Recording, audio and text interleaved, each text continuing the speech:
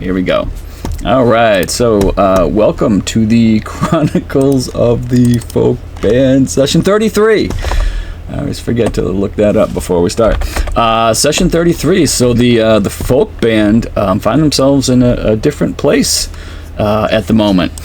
So they spent most of the day in Waterdeep. They had some contacts to check in with.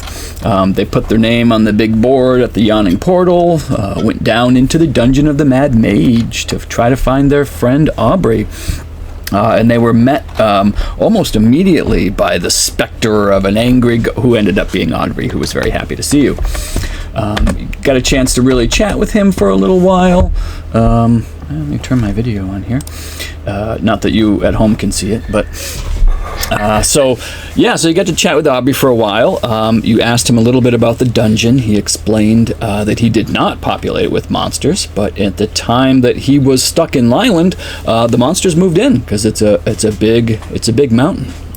He also admitted that he did not build the Undermountain. It was built long ago by some dwarves for reasons unknown, but that he had found the entrance a few hundred years ago and started to make it his own before during one time he was traveling, he ended up getting caught by the planar beacon and trapped in Lyland as a sort of Lyland for many years.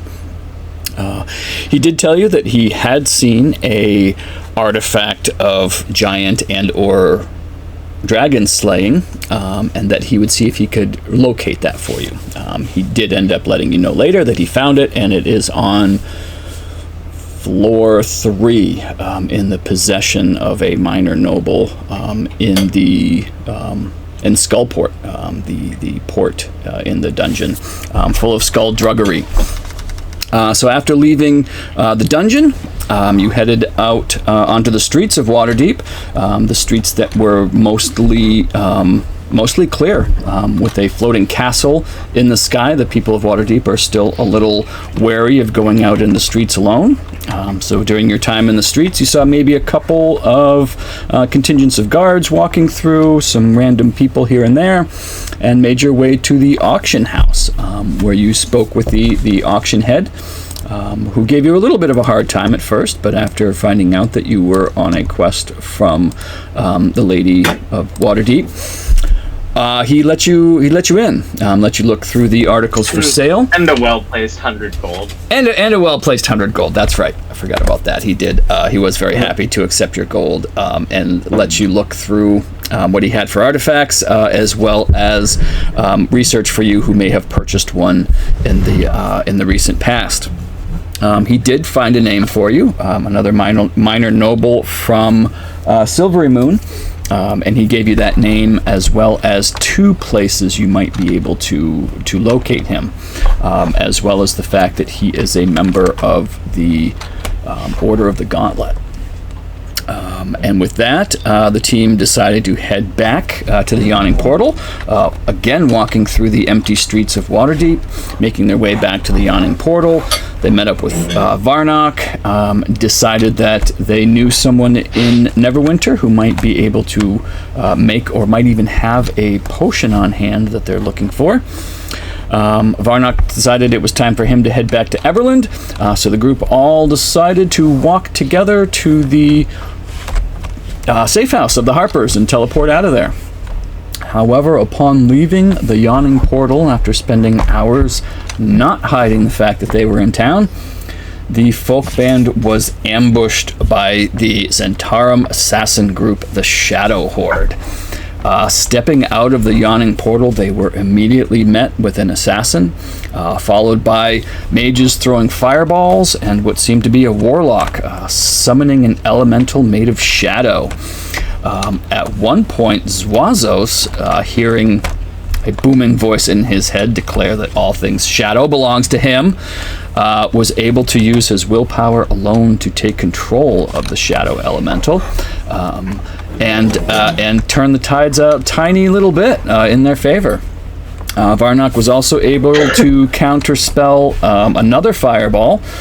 Mam was able to redirect a critical hit against Vark to another assassin, but ultimately Vark went down without ever having a turn. Nyx was almost down, 3 hit points left. Mam and Varnock both looking really bad before Varnock was able to get off a teleport spell, taking almost the entire group. Unfortunately,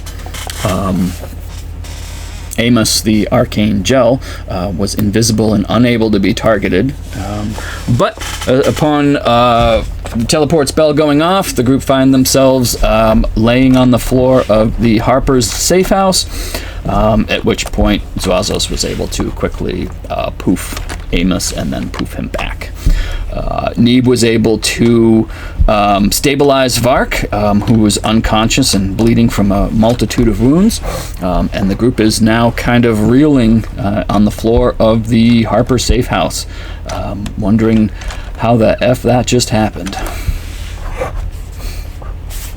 God damn! My God. Well, that was inconvenient. I hurt all over, and Dix is just gonna fall to the floor. We should have seen that coming.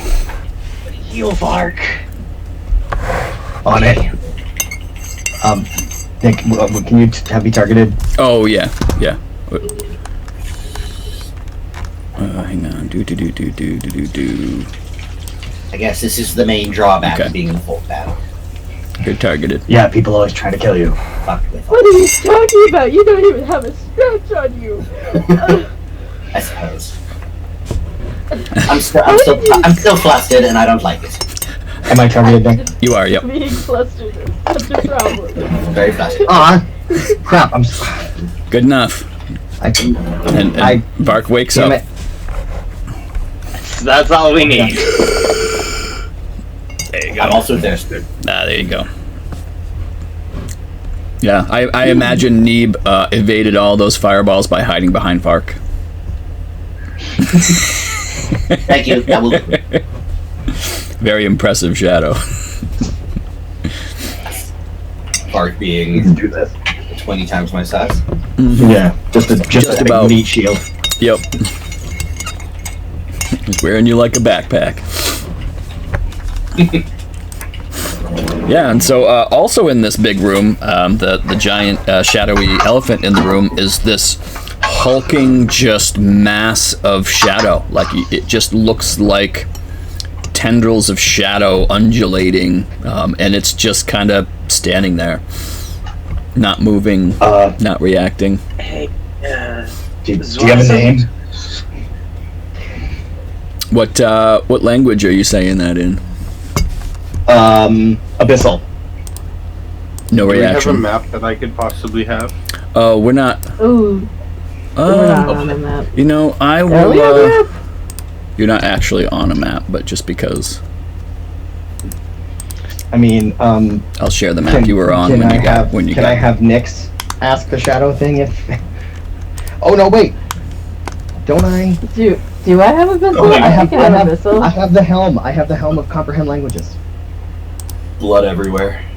I think I know, like, random... hang on. Is it under skills or abilities? I forget languages. I know Celestial, Common, Infernal, Sylvan, Tabaxi, and Undercommon. well, yeah, but you have your thing too. Oh, yeah, that's right. But yeah, I have the helm.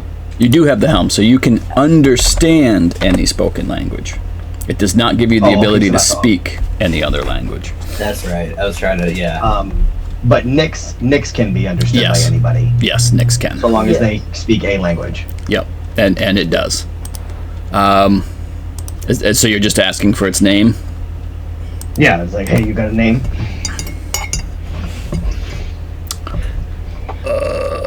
And then I'll nudge Nyx. Be Maybe. like, Okay.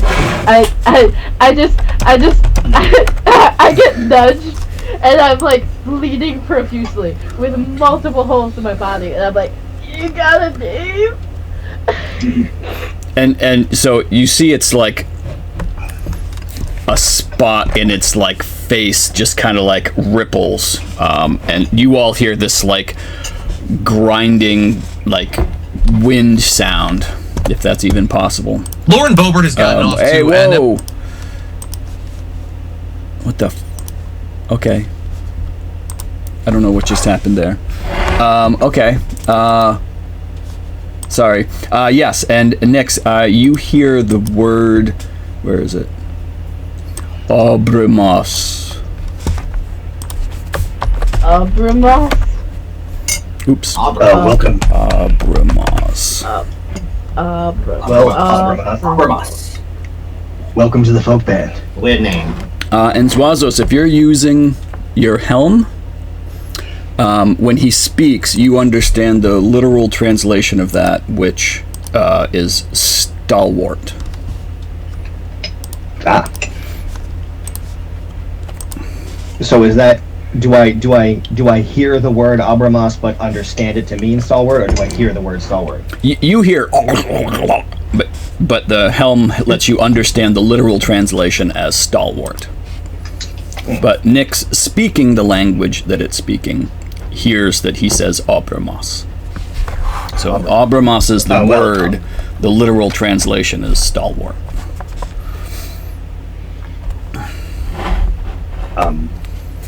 Cool.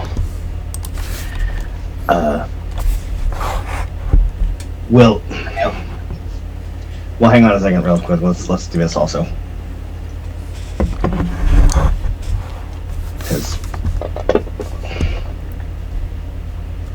Okay. So I just because Nick's is coughing up blood and shit like that. So Yeah, that's fair. That's fair. I can understand you might want to help out a little bit. cough up less blood. A little bit less. What's Abramos' deal? Like, what's his thing? Like, is he here for a while? Is he like? Does somebody have to drop concentration for him to disappear? Like, what's going on? Yeah, assuming Nyx translates, you both hear him kind of answer in the strange grumbling whisper. I was summoned from the land of shadow, here until dismissed. Bound to you now, as his like face hole looks towards Zwazos. It's a nice face hole you got there. I don't know if a shadow can look confused, but it does.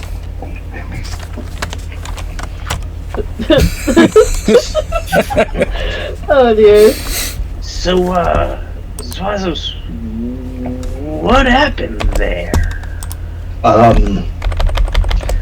Well, I think that my patron, being of the Shadowfell, decided that it didn't like a creature of shadow being used against me, its holiest of agents. Gotcha.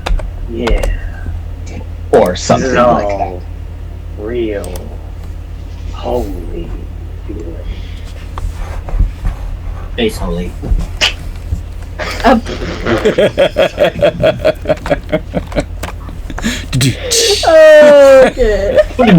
That was good. Oh my god. Sorry. Dude, that was that was worth it. good. If we had to end the session now and I just had to sit here and stare at a blank screen for the rest of the 3 hours, that would have been worth it. That was just great timing. 10 out of 10. Okay. Myself out. You see Mav like crack a smile while she's trying to be very serious. That's awesome. Sorry. Where are we actually? You are right now in the Harper safe house in Waterdeep. The teleportation circle is there, so you can take it wherever you need to go. But Varnock, and you see Varnock is there, and he's hurting, and he's kind of talking to a couple of the Harpers who are like, "What the hell just happened? Where'd you come from?" So he kind of explained what happened, and they're like, "Yeah." So he's looking at all of you. He's like, I don't know if your plan has changed, but obviously I need to report back to Everland and let Crowan know what's going on here. If you haven't figured it out, I'd be more careful about being seen in public places. Their network obviously had a way of knowing you were here, although you were here for a while and weren't really shy about letting people know, but Yeah, thanks, Marno. I'd have some caution. But Yeah. and he's like wiping like blood from his mouth. He's like, unless you need me, I'm headed back to Everland. Well, let's go to Neverwinter, because we were going to anyway, and also the Zentarum has no reason to think that we're there. I think they do. I wouldn't make assumptions. Yeah, Well- I wouldn't make any assumptions anywhere. Well, we know that they're here looking for us. All right, I am I going might not be to. in Neverwinter. And we were All going to right. go to Where- Neverwinter anyway. We gotta go ask about the potion or whatever. Wait, where are we? I Where am. did he teleport us to? All right, We I'm are gonna. we are in Waterdeep. I Yes, thought we were in. Oh, Waterdeep. I thought he took us to Everland. No, he took us to the Waterdeep safe house. Okay. Yeah, it was the Safe house. closest place he could think of. It was where you were headed anyway. Right. Okay. So he did. Okay. Yeah. I For am. Barnock, he's just like, I'm gonna throw you all a history check, ma'am, with advantage. okay, alright. Yeah! That's pretty good.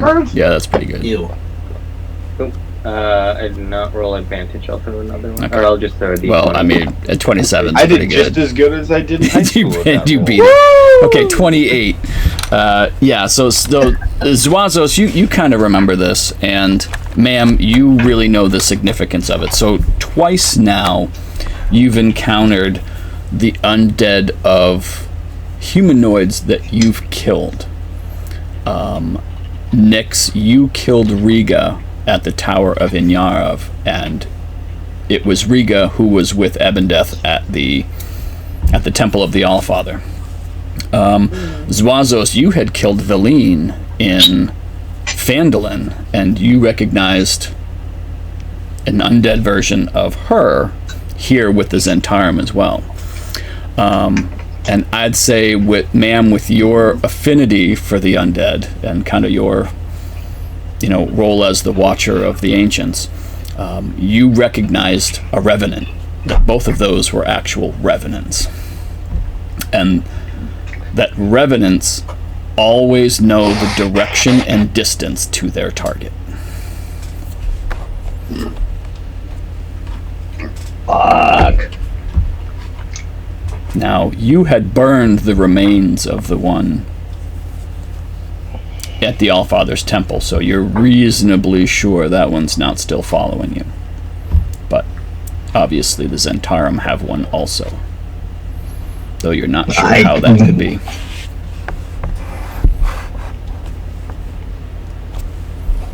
And didn't we almost take that thing down? 1 hit point. Yes, One yeah, hit you were point. 1 hit point from knocking it to 0 hit points. But Oh, I was gonna hit you, Not necessarily burn, but at 0 hit point. And I was gonna. yeah, and I'll say with a 28, ma'am knows that revenants recover fairly quickly. Mm-hmm. Like they regenerate, so just being knocked to 0 hit Yeah. points isn't going to kill a revenant. Do we know how to keep them down other than burning? Is there another way to do so? With potentially acid or radiant damage, or Well, I'd say with a 28 history,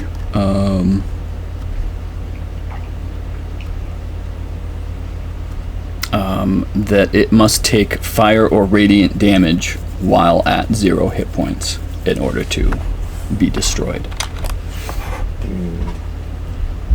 so not be brought to 0 with fire or radiant damage. Correct, but hit after it's at 0 with fire or radiant damage, like the coup de grace with fire or radiant. Okay. So that's good to know. I've got guiding bolt. So.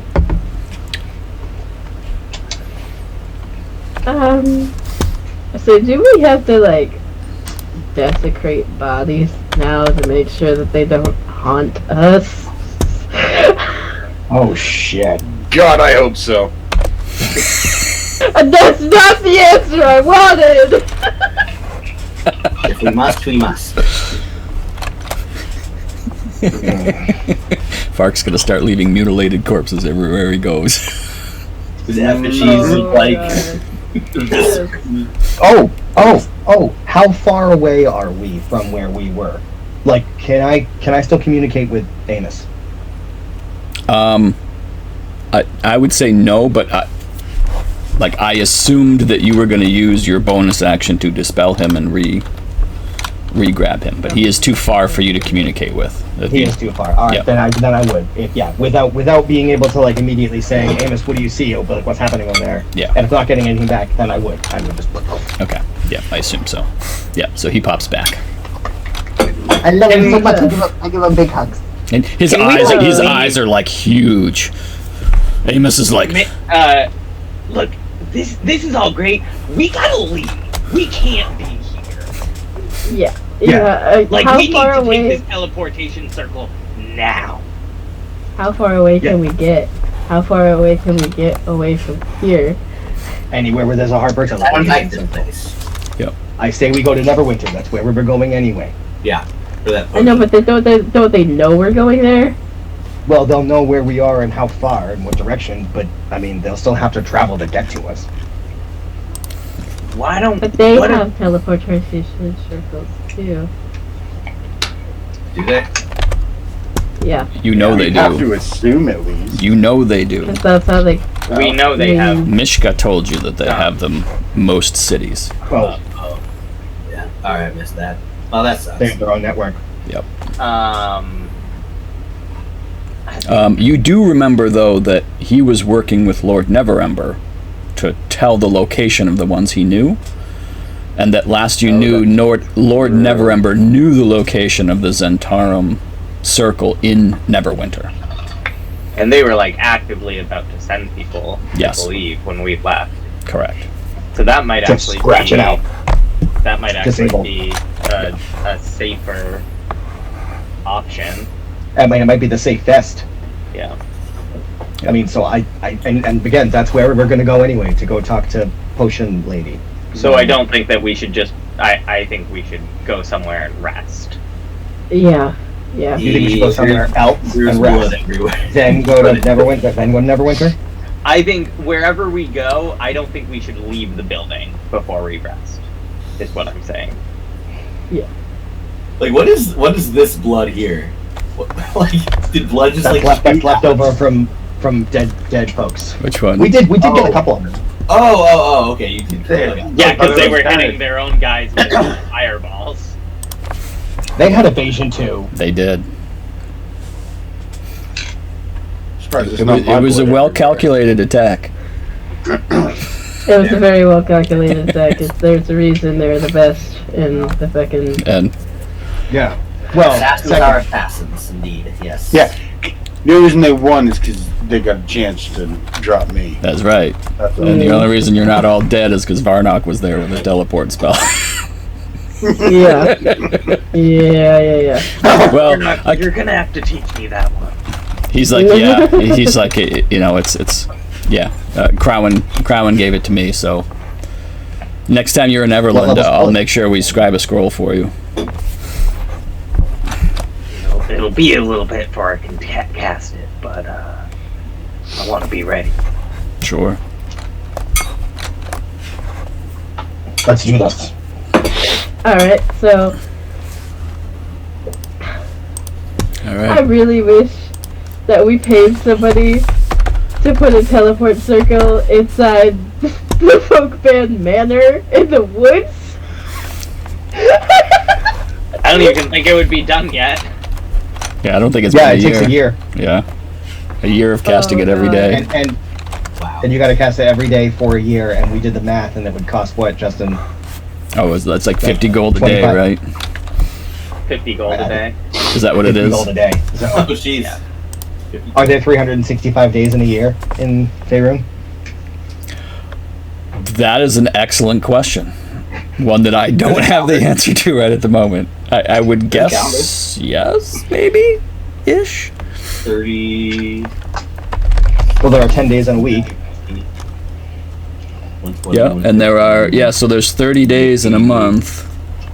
I mean, I don't know if we need to know. Like, I don't know that we need to spend time finding the answer to that question right now. We can do this We later. can address this curiosity later. Yeah, exactly.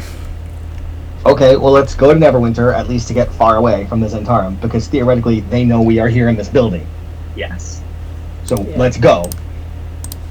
And then, Okay. yes, I'm with you. Okay. All right. Poof poof. Now we're some more. Ma'am, do the thing. Well, no, we gotta go use their teleportation circle. We're on their teleportation. We're on their teleportation circle. That's where Oh, we that's are. right. We would have appeared on Yeah. Well, they have the special thing like where you open the door and it goes into like a pocket dimension that has like the runes and they're all different colors. When you shut the Right. door, the names appear on the door. So it's like it's a room that you go into and you choose your location and then Oh. you get beamed up and then beamed down again to Neverwinter. So like the trees in Nightmare Before Christmas. Maybe Yes. I don't specifically recall that, but yes, I would say. I believe you. I would say. Let's open You the end up like Neverwinter door and walk the fuck through it. Yep. And then close it. And then Yep. And then you're in the teleportation bury- chamber, and you pick the Neverwinter lights, which are light purple, and then you see the runes below you start to glow a light purple, and then you get sucked up into the stars of the universe, and then pooped back down out in Neverwinter. And so you arrive in Neverwinter, but you are not in Castle Never. You're in the Harper safe house. Yeah. I don't want to leave. Yeah, I would like that. Yeah. I feel like the castle is safer, but I also really don't want to go outside. Yeah, and so as you, assuming you come out of the teleportation room into the Harper safe house, you see it's kind of a short, a big human-y looking guy. He's got this it's hard to tell how old he is. He could be anywhere between 30 and 70 years old. But you have met him before, so you recognize Picard. And he kind of looks up from his desk. Oh, folk band, good to see you. Welcome back. Tears. You don't look so streaming good. down Nix's face. Tears are just streaming down Nix's face. Just, no, we're not good. And he lowers his spectacles. He's like, "Oh, you really don't look good. Oh, come in. Come on. Sit. I'll make some tea. And get you a nice hot tea beverage. You sounds so good. you don't look well."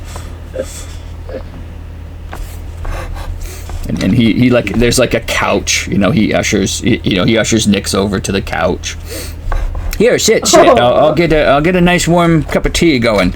Anybody like anything else? Maybe something stronger? I'll have a glass of water, please. Water, all right. And for the rest of you? Vark, hard stuff? Please. All right. Yeah, make that too. And you see he's got this bottle and he unstoppers it and he's got this regular sized cup and he pours it and he looks over, he hands that to you, ma'am, and he's kind of looking at his cabinet. He grabs this bowl down from the cabinet and starts filling it with this liquid. Okay, and then he comes over and he holds it up for Vark. Here you go. How's that shit? It's like a small Collins glass for you. Oh, thanks. Yeah. Yeah, what happened? Aren't you normally the ones that do the thing and take the names? What happened? Got my fucking ass kicked. That's what happened. Lately, not so much, actually. You're muted, Michael. we got ambushed by the Zentarum because we got a little full of ourselves. Oh, those slimy bastards. Very slimy. Sorry to hear that. The slimy. Well, you're welcome to use one of the guest rooms here if you like. And he points to like a door in the side of the shack that's not like the teleportation door. He's like, just. Have I taken my bath yet? I don't think so. Yes, you did. Did you? I did take a bath. Oh no, that's right. You asked about bathtubs at the other inn. Oh, that's right. The yawning portal has a bathtub. Oh shit! Should we let him know that there's people outside? There's people outside? Or do you think that? No. Sorry, no. The outside the yawning portal. Oh no. What? I'm sorry. We got ambushed outside of an inn. I don't want any collateral damage more than there has been. Okay. I don't. Well, we're safe here. Nobody knows we're here. It just looks like a little yarn shop from the outside. It's okay.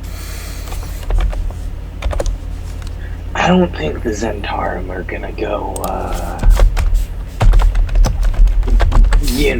attack the inn or nothing like that. They were after us.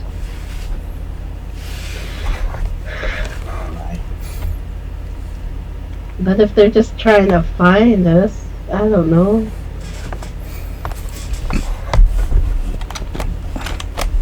Are they able to track us? They're magic people. They would be able to like spy on us, right? They don't even need to the Revenant. They could just be like, hey, Card looks up. A Revenant? No, you have a Revenant after you?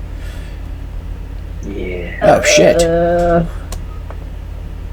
Oh, okay, hang on. And he kind of walks back over to his desk and he opens up one of the drawers and he pulls a little book out of it and he opens up and he's starting flipping through the book. And ma'am, you recognize a spell book. And he's like, okay. He's like, let's see, what do I have in here?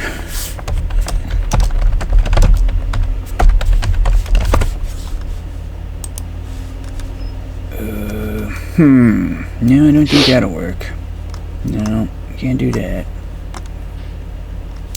Well, let's see. I don't know that I have anything here.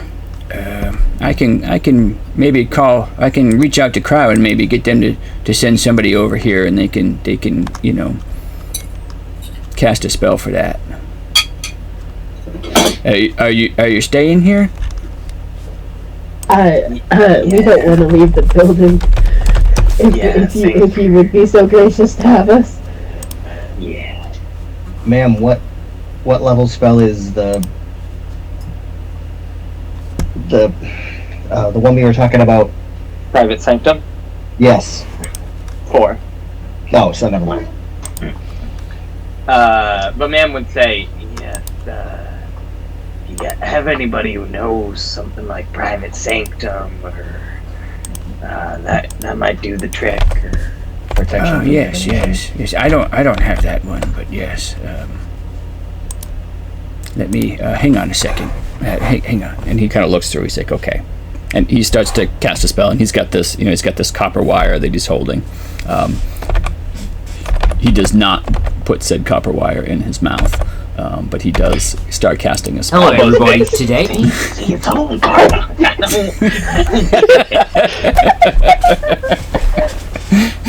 Listen, we all got our quirks. I think. But and you see him mouthing words, but he's not actually talking out loud. And you see him wait a minute.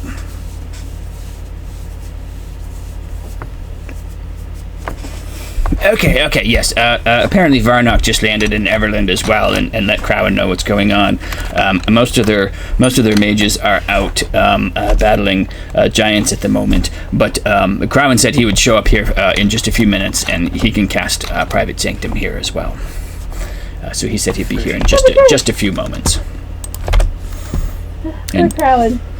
And you wait like maybe a minute or two, and then the door to the teleportation circle opens up, and you recognize Crowan walks through. Oh, hello. Got hit by the Zentarum. Hang on. And you see him kind of bring his spellbook out, and he puts his spectacles on. He's like, let me take care of this here for you. And he does he have to do some stuff? Let's see. You would probably just want Yep. to cast it on the room that we're going to be staying in. Otherwise, I think it would negate the teleportation circles. Yeah, he'll. So he will. So he says, "Are you going to? Are you going to use one of the guest rooms? Do you want to stay in the main room here?" I think one of the guest rooms is probably fine, right? Okay. Yeah, Okay. yeah. And he walks over to the door that Picard pointed at, and you see there's like this like, I don't know, dial on the room, and you see him tick it over to like the number 6, and then he opens the door. He's like, "Here, this one's big enough for all of you." And you see that it opens up into this big like stone chamber. It's got like 8 bedrolls are laid out around the room.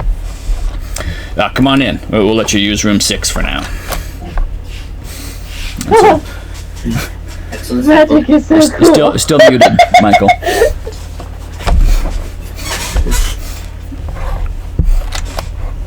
So he takes you into the room, and it's lit with torches. We can't hear you, Michael, if you're talking to us. I was just saying I would beckon along Abramas to join us. Okay, yeah, and he lumbers into the space as well, and I forget that he's there as well. So Picard has a reaction to that, and Crowan has a reaction to that. And they're both like, okay, It's cool. He's with me. it's folk band stuff. Like, okay. So you make your way into the private sanctum. Not the private sanctum, the guest room number 6. And he gets in there, and it takes him about 10 minutes, and you see that he's got this amulet around his neck that he seems to hold the whole time he's doing it. And then so this entire room, which is approximately 20 feet wide by about 40 feet long. And he says, "Okay." He's like, "Your room is now all set up. I made it so sound can't get through, sensors can't like pick up. You can't be targeted by divination spells, and you can't teleport in or out. And it blocks planar travel as well, so you won't be able to, What about... And he kind of like cocks his head. He's like, "No." He's like, "Hang on a second." Okay. He's like, "Planar travel is okay. Otherwise, I'm not going to be able to get out of this room." So, for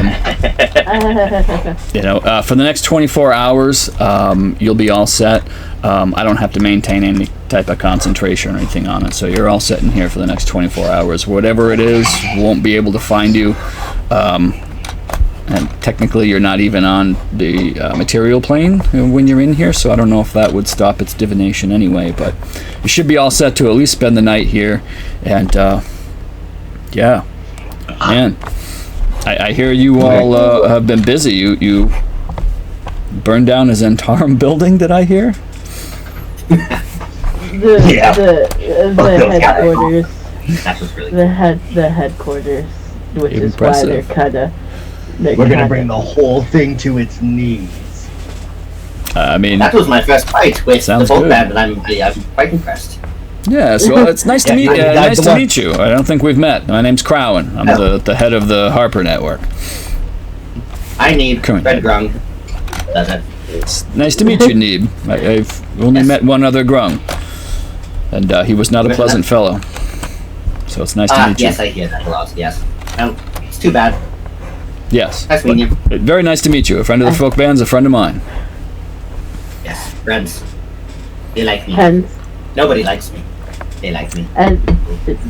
And he turns to Mam. He says, Varnock let me know you're looking for the spell of teleport. We're going to go ahead and have that scribed for you back at Everland. Should take, maybe a day. So anytime after tomorrow, just stop in and pick it up when you need it. I appreciate that. Thank you.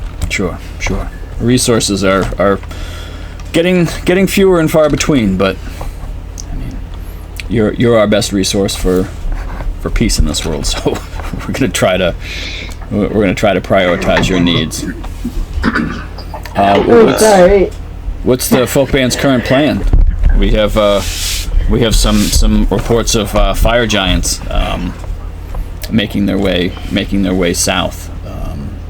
We're still not sure what they're planning to do now that you've ruined their forge efforts, but That's been mostly where we've been spending our resources, is trying to stop the fire giants. They're militarized more than any other giants, and they're causing some havoc. I mean, we've got irons in the fire, if you will. I'm sure you do. Well, as soon as we take care of our dragon problem, as soon as we get our hands on one of those giant slaying or dragon slaying weapons, we got an inn to go to the Maelstrom. So we'll Gotcha. be able to talk to I'm forgetting her name. Sarissa. We'll be able to talk to Sarista. Yes, we'll be able to talk to Sarista. Well, if you can stop the war, yeah, that would be. So I have to go. Okay. Oh, I thought we were gonna get there. No, sorry. I have a 2-hour drive ahead of me. Oh man. Oh, I'm sorry. New Hampshire. So, Drive safe. yeah. Yep. New Hampshire and then coming right back, so it's tons of fun. Okay. Fun. Sorry. Drive safe, Yeah. Chris. We'll have a pleasant drive. Y'all have fun. Kick some ass for me.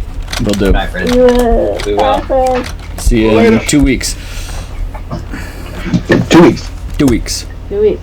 2 weeks. 2 weeks. Weeks. In 2 weeks. Oh. Yeah, why not? We'll share this map. Just tweaks. Just tweaks. There we go. Make it, brah. Okay.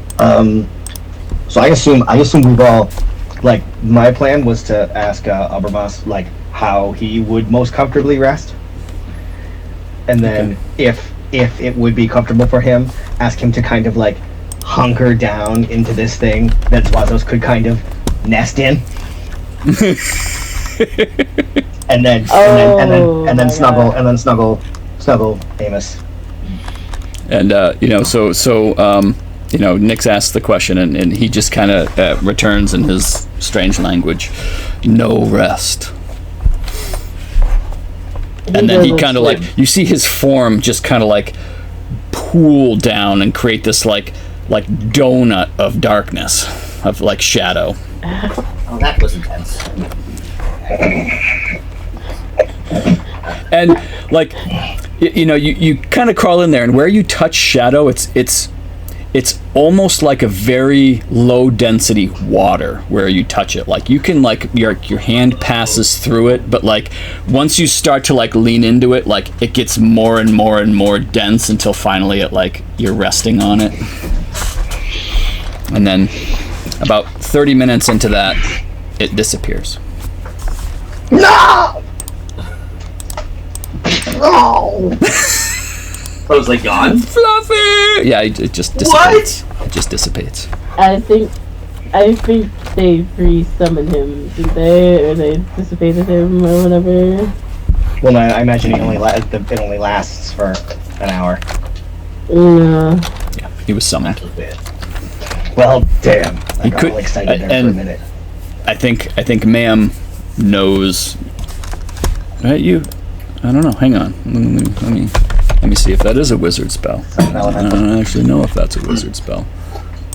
I assume it is. Right? Wizards should be able to cast Since it. I'm not hurt, Okay. are we in like the room number 6? Yes. Yeah. It's a big room. Yeah. Yep.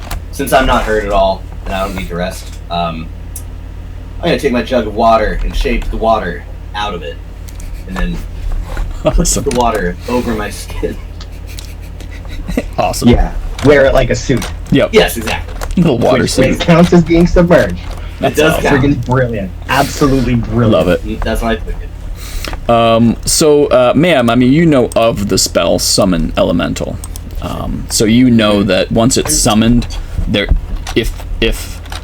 if concentration is broken, the elemental doesn't get dispelled. It simply becomes no longer controlled. So you would know that, like, they can't just, stop concentrating and it disappears. Like, that's not an option. It's around until the spell ends. So yeah. And it lasts an hour. It lasts an hour. Yep. Boo! Yep. My shadow bag. Shadow bag. I think at some point we're going to need. Looking forward to having another thing in my cohorts tab. I think we're gonna have to have an intervention about this shadow being at some point. What do you mean? It's a lovely being of shadow. That's Razo sold his soul and to. from the shadow comes the light that I will bring to the world as the divine soul. Good. Okay. Something like that. Something like that. Okay. Hey, I gotta go to the bathroom real quick.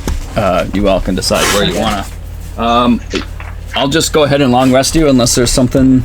I assume you're gonna stay in here until the morning. Yes, Yes. no, like Please long rest us. Please Bam. keep Bam. us in here. All right. My friend. All right. So. yeah, we need because all of his. Oh wait, never mind. Very back.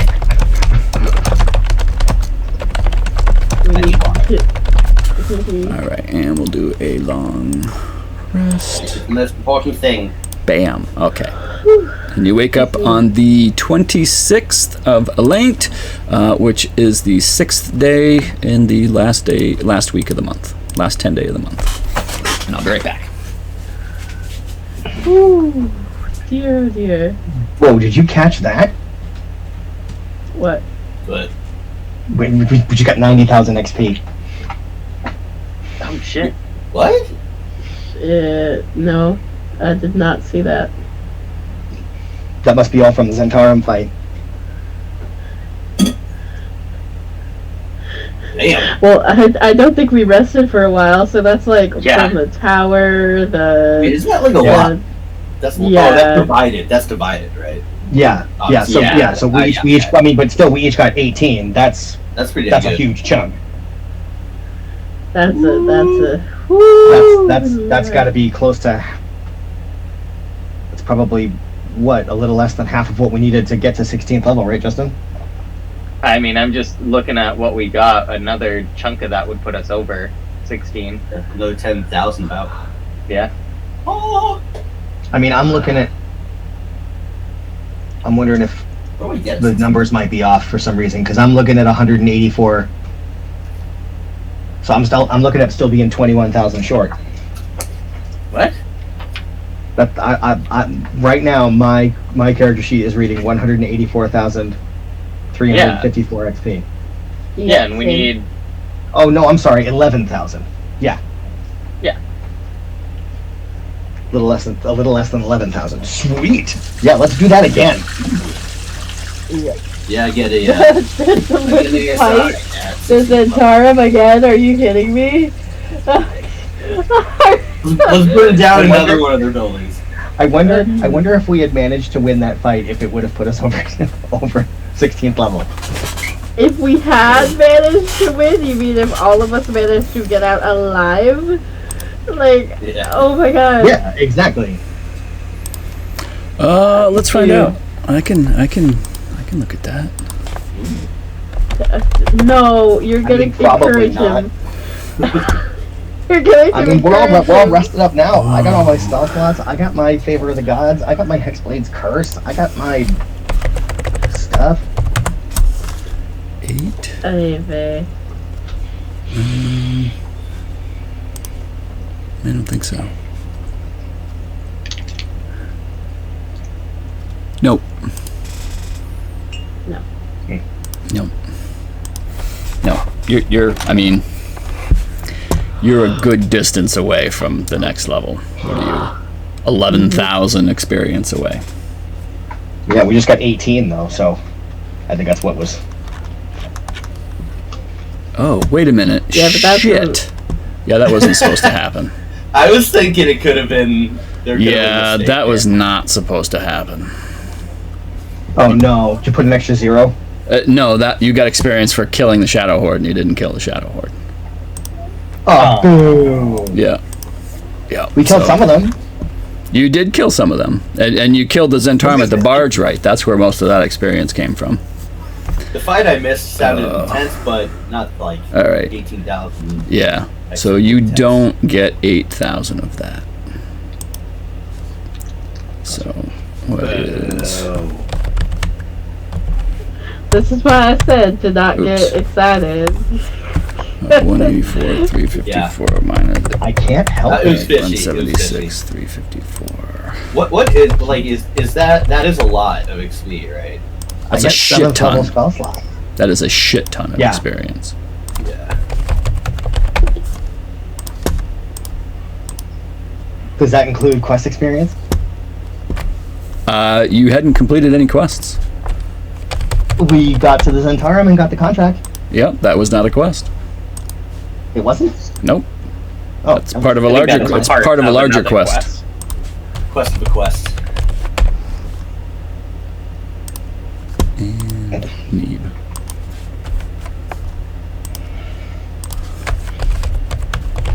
Okay, that's right. I gotta remember to. No, you don't get that. You did not kill them. You survived them, so that's nice.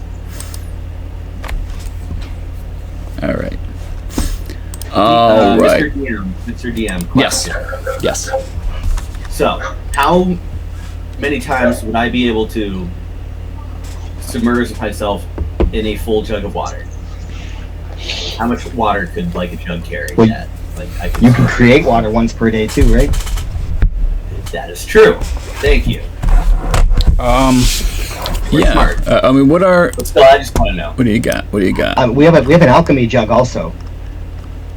An alchemy jug. Yeah, so it's like a magic item that you can ask it to produce any particular liquid, and depending on what liquid you ask for, it can produce that a certain amount. Like it can produce I Well, think that's pretty dope. 1 gallon of oil, or 5 gallons of water, or 2 gallons of vinegar. Oh, excellent. I did not know that. Okay, cool. Yeah. Yeah. Some I think we have two mayonnaise of them, for actually. some reason. Submerge myself Yeah. in this. I think because D&D Shorts did a bit about how the alchemy jug could create mayonnaise, and so the amount of mayonnaise it could take was enough calories to keep a whole ship nourished. So 2 gallons of For a That's day. so nasty. I'm gonna throw Because it up. was 22,000 calories. I mean, honey's probably way better to eat than just straight mayonnaise. But yeah. I don't know. Honey's pretty. It's like diabetes. Either way. I mean, that's Yeah. just straight sugar. So yeah, between the alchemy jug is between the alchemy jug and your shape water. You can do that whenever you have a spare. Do you need to be submersed for a certain amount of time? 1 hour. 1 hour. Yeah. 1 hour. Yeah. And then I'm good for 24 hours. Yeah. So as long as you have a short rest or a long rest, we don't just have, do that. yeah. Be- You can role Okay. play it if you want, but we'll just assume that you're all set. Unless you already used the alchemy jug that day for some reason, then you'll have to use create water or pool your. I think we Water have bags. 2, unless Salty still has the first one that we had on us before. Because we purchased the second one from the Gonsolgrim, Yeah, I mean, unless. No, there you go. Yeah, there's one in the party sheet, and Zwazos, you're carrying one. Oh, cool. Yeah. I'm so cool. Every once in a while, you should maybe guess we check your earned inventory. So we should probably just give have Need hang on to that second alchemy jug. I can't think of a reason not to. I will take the jug. Yep, that makes sense. Yeah, when you kept referencing the jug, Mario, I thought that's what you meant. Oh no. I thought we had explained that to you already. No, I just you met me with the jug. Just had it in my inventory. Yep, I love my jug. awesome. Yeah, the boots, the jug. Okay, so you wake up. 2 It's a jugs now. 26th of a light. You're feeling much better after a physical punch in the mouth from the Zentarum. And I assume you are walking to Castle Never? Yes. Stealthily. It's not worth. Like, Again, it doesn't. It wouldn't be worth a spell slot to cast Seeming because they know where I am. I'll keep myself relatively separated from the party. I'll be I'll meet you there, and then I'll be 100 feet up, kind of looking around. But if we're gonna get jumped, then What? I'd rather they have advance notice. What? So maybe not 100 feet, but like 50. Okay. Why? Can't we all just walk and like have hoods Well, up? because the Revenant's after me. So the Revenant doesn't know where you guys all are. Yeah, but you flying is gonna be a target anyway. Yeah, I think that makes you more.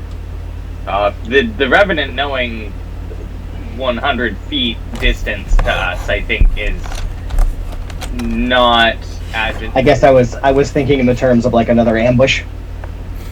Like if they couldn't pinpoint you guys down to within like 50 feet, that would not be enough to properly set up an ambush. I would rather us all be together. But I guess we'll all stay together. No, I will stay with you guys. I would much rather us all just be. I would much rather us all be together. I will stay with you guys, and we can act like we would have roleplayed this out, and I would have wanted to like separate myself from you because the Revenant was after me, and I could protect you guys by separating myself from you, and you guys wouldn't let me, and it made me very, very emotional. Right, man. Yes. Let's together. We need to stay together. We need to stay together. Don't split the party, man. I think we learned the lesson of not splitting the party. Oh yeah, Oh yeah, that's right. I learned that hard. that the whole fight Yeah. running towards us. Yeah. God, I think so. You guys almost got killed because I wasn't there. Is that the barbarians and the ghosts and stuff? Yeah. Yeah. The Talos barbarians, and there were anchorites there too. I forget how long it took. You guys were fine. You guys still. It was fine. I forget how long it took you to get to us. I think A long because time. all I You were remember was miles like I away. had the. Yeah, and Nick was very nice to like want to try and like role play my end of things on my Yeah, I turn. don't- I was like, forget this. Like, I tried to be very aware of anyone sitting doing nothing while everyone else is having fun. oh yeah, yeah. Well, that's part of your job, and we all Exactly. appreciate how seriously you take it. Yes. All right, so you all, So we're all rested. yep, you're all rested. You come out. Picard says hi. He offers you some we come coffee. outside. I prepare an Eldritch Blast. Okay. Well, again, you can't prepare an action if you're not in combat. So you can be thinking that you're ready to cast an Eldritch Blast, but you are not readying an action because that is a That's combat the new rule, thing. Right? Yeah, that's the new rule. Yep. So you come out of the Harper house, and I think I've got the Neverwinter map up. I do. Yep. Okay. And you're coming out of this little house right here. This tiny little house over in the Tower District, which you know is like the shopping district. And it's just this tiny little one-story house. You can tell as you walk out that, like, it's pretty obvious that the room where you were in does not exist within this building itself. And you kind of look around, and the place is, you know, it's not as bustling as it was before the war started. You know, there were people everywhere. Now it's there are a few people out here and there, but for the most part, you know, the streets aren't bustling by any means, but they're also not like clear the way that Waterdeep was. It doesn't take long, however, before maybe, you know, you get maybe 2 or 3 minutes down the road before you can see people start to react to the very well-known folk band, you know, kind of walking through the streets of Neverwinter, a place where you. We were doing hoods up stealth in the crowds. I thought that's what we were. You're animal folk. Like, if you want to Yeah. stealth, you have to be out of line of sight. And if Michael wants to talk That's to us, he what has to we- come off a mute. Okay. That's what I thought before we left. I said stealthing. Like Okay. I really did. And Michael brought up That's being okay. separated, I mean, and that's then fine. I was like, but whoa. stealthing means that you're like moving between buildings, not like walking out on the street. Yeah, I would have put like cape and like hat tail, like wrap the tail around me, like try to just like blend in as much as possible. So what you're talking about is a disguise, not a stealth. Stealth is you can't see me. Okay. So if you want to be stealthy, like I said, you have to like creep between buildings and like keep out of line of sight of anybody. Honestly, I don't hallucinate of anybody. Uh-oh. So you're breaking up. Yep. And? Yeah, that was a little digitized. We didn't hear you. How about now? We can hear you better now. Yep, sounds great. Okay. I think that- I said I would honestly stealth between buildings, but I don't know Okay. about everybody else. Right. I mean, I think we should just book it. We should just I think go as quickly as we can. running is a big flag, though. Yeah, it's a big flag, but oh well. Like, they're either, Can you they're either run gonna with- find us or they're not. Can you Like- run with stealth? Like, even if we're stealthing, they know where I am. What if we just don't split the party, but we're also not just walking in one massive group? I feel like if they're here and we're gonna get ambushed again, we're gonna get ambushed again. Absolutely, But- that's what I'm thinking. Where like seeming isn't gonna help the Revenant not know us. Stealthing isn't gonna help the Revenant not know us. We're fully rested. If we can at least stop ourselves from being in range of just getting fireballed over and over again and getting surrounded, like, I think we're gonna have. And honestly, I'd kind of rather just be ambushed and kill these guys and Yeah, I was thinking Be the same done thing. with the It was- Shadow Horde. I was this close from being like, you know what? Never mind. I'm going back out there, and I'm gonna go after everything. Like, I'm gonna go like hit it with an Eldritch Blast, and then a guiding bolt, a quick guiding bolt, and then fuck off. Like, I was this close to just doing that. Just flying back. glad you didn't. Like, I am with you, Justin. I would rather just get ambushed and get this done. I would rather just get to Castle Never and get what we need done. So again, this is my point: is that once we leave, so if Nick will allow us to ostensibly not have left the building just yet, That's fine. You can still be protected in from the room 6. This is what I'm saying. The second we walk out this door, the Revenant is going to know how far away I am and what direction. So we should spend as little time as possible in that situation. So we should just rush over to Potion Lady, ask her if she has an oil of etherealness. If she does, great. If she's not, hey, can you get to work on that for us? Okay, cool. Rush back to the teleportation circle, and then get somewhere where we can meet up with the airship and take the airship to fucking Ebondeath. There's no teleportation circle there, so we Evan. definitely can't. We'll have to fucking hoof it to us there. Sure. Right. That's okay. Thank you for coming to my TED Talk. I yield the remainder of my time. Okay, alright. No, it's cool. Yeah. The only thing I would say is that running back and forth between buildings, they're gonna know which building, you know. So, like, Yeah. maybe So my only use point the is teleportation we should spend as little time unprotected from divination magic as possible, which means we should just go as quickly as possible. That's all I'm saying. But it's the only thing is maybe we can just use the teleportation circle in Castle Never. Oh, can we? Yeah. Yeah, that's what I'm saying. Yeah, just Oh, I thought you said we go back to the Yeah, Harper. you did No. say that. no. I'm sorry. What I meant is we rush over to Potion Lady, rush over to the teleportation circle, because they're gonna know where we are even in the castle. The castle is not protected from divination magic. Only this room that we are still in. Air quotes. Okay, cool. Then yes. Sweet. Then, So, Boom. All right. So who runs the slowest? I'm thinking it's Neeb. No, Neeb's got the Oh yeah, I Let's get got. the I matchup. got who's motherfucker. How think fast so. do you run now? Oh, so that's still Neeb though, because Speed. Do we have? I use a bonus action to click the boots heels together. If I do, the boots double your walking speed. oh shit, double. What's your That makes Great. man the slowest. Does Unless she's got Blade Song going. So it'd be 9. So it'd be 30 plus 60, right? If you dash. Oh no, if you dash. No, Nick, I use my Nick, if- bonus action to.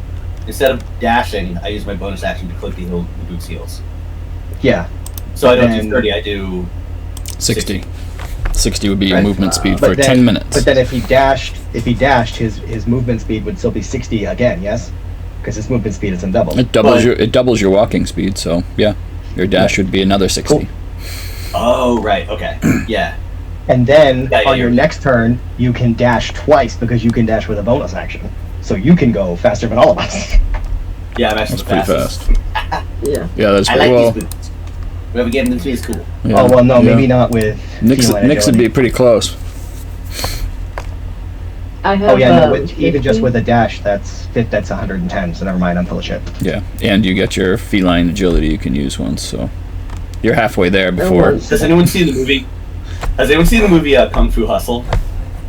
Yeah. Yes. You know the so- scene, or, like they're both running like super fat, like the guys being chased by his landlord. Yeah. They're running super fat. Yeah, that's gonna be me next. Anyways, alright. I love it. We will have to make sure that we stay in range of everybody though. Yeah, I think Vark's Yeah, heading yeah, I the think slowest. We. Okay. Wait. I'm. No idea if this is actually an item that we got at one point, but I feel like maybe it was. Did we ever get like an amulet that protects against detection? I was wondering if Yeah, but it one of only you was attuned going to to one remember person. that. So the Oh, but- person oh, it's being me. followed by a revenant. Yeah. Cool. So yeah, Yeah, I'll it's can we say that I ended my tune of the. I ended my attune to the ring of free action. And attuned to this amulet. Yeah, I think that's okay. So you're so Yay. that is currently in the Heward's handy haversack. I assume Nick's you're okay giving that to Yes. Big Z. There you go. I love it.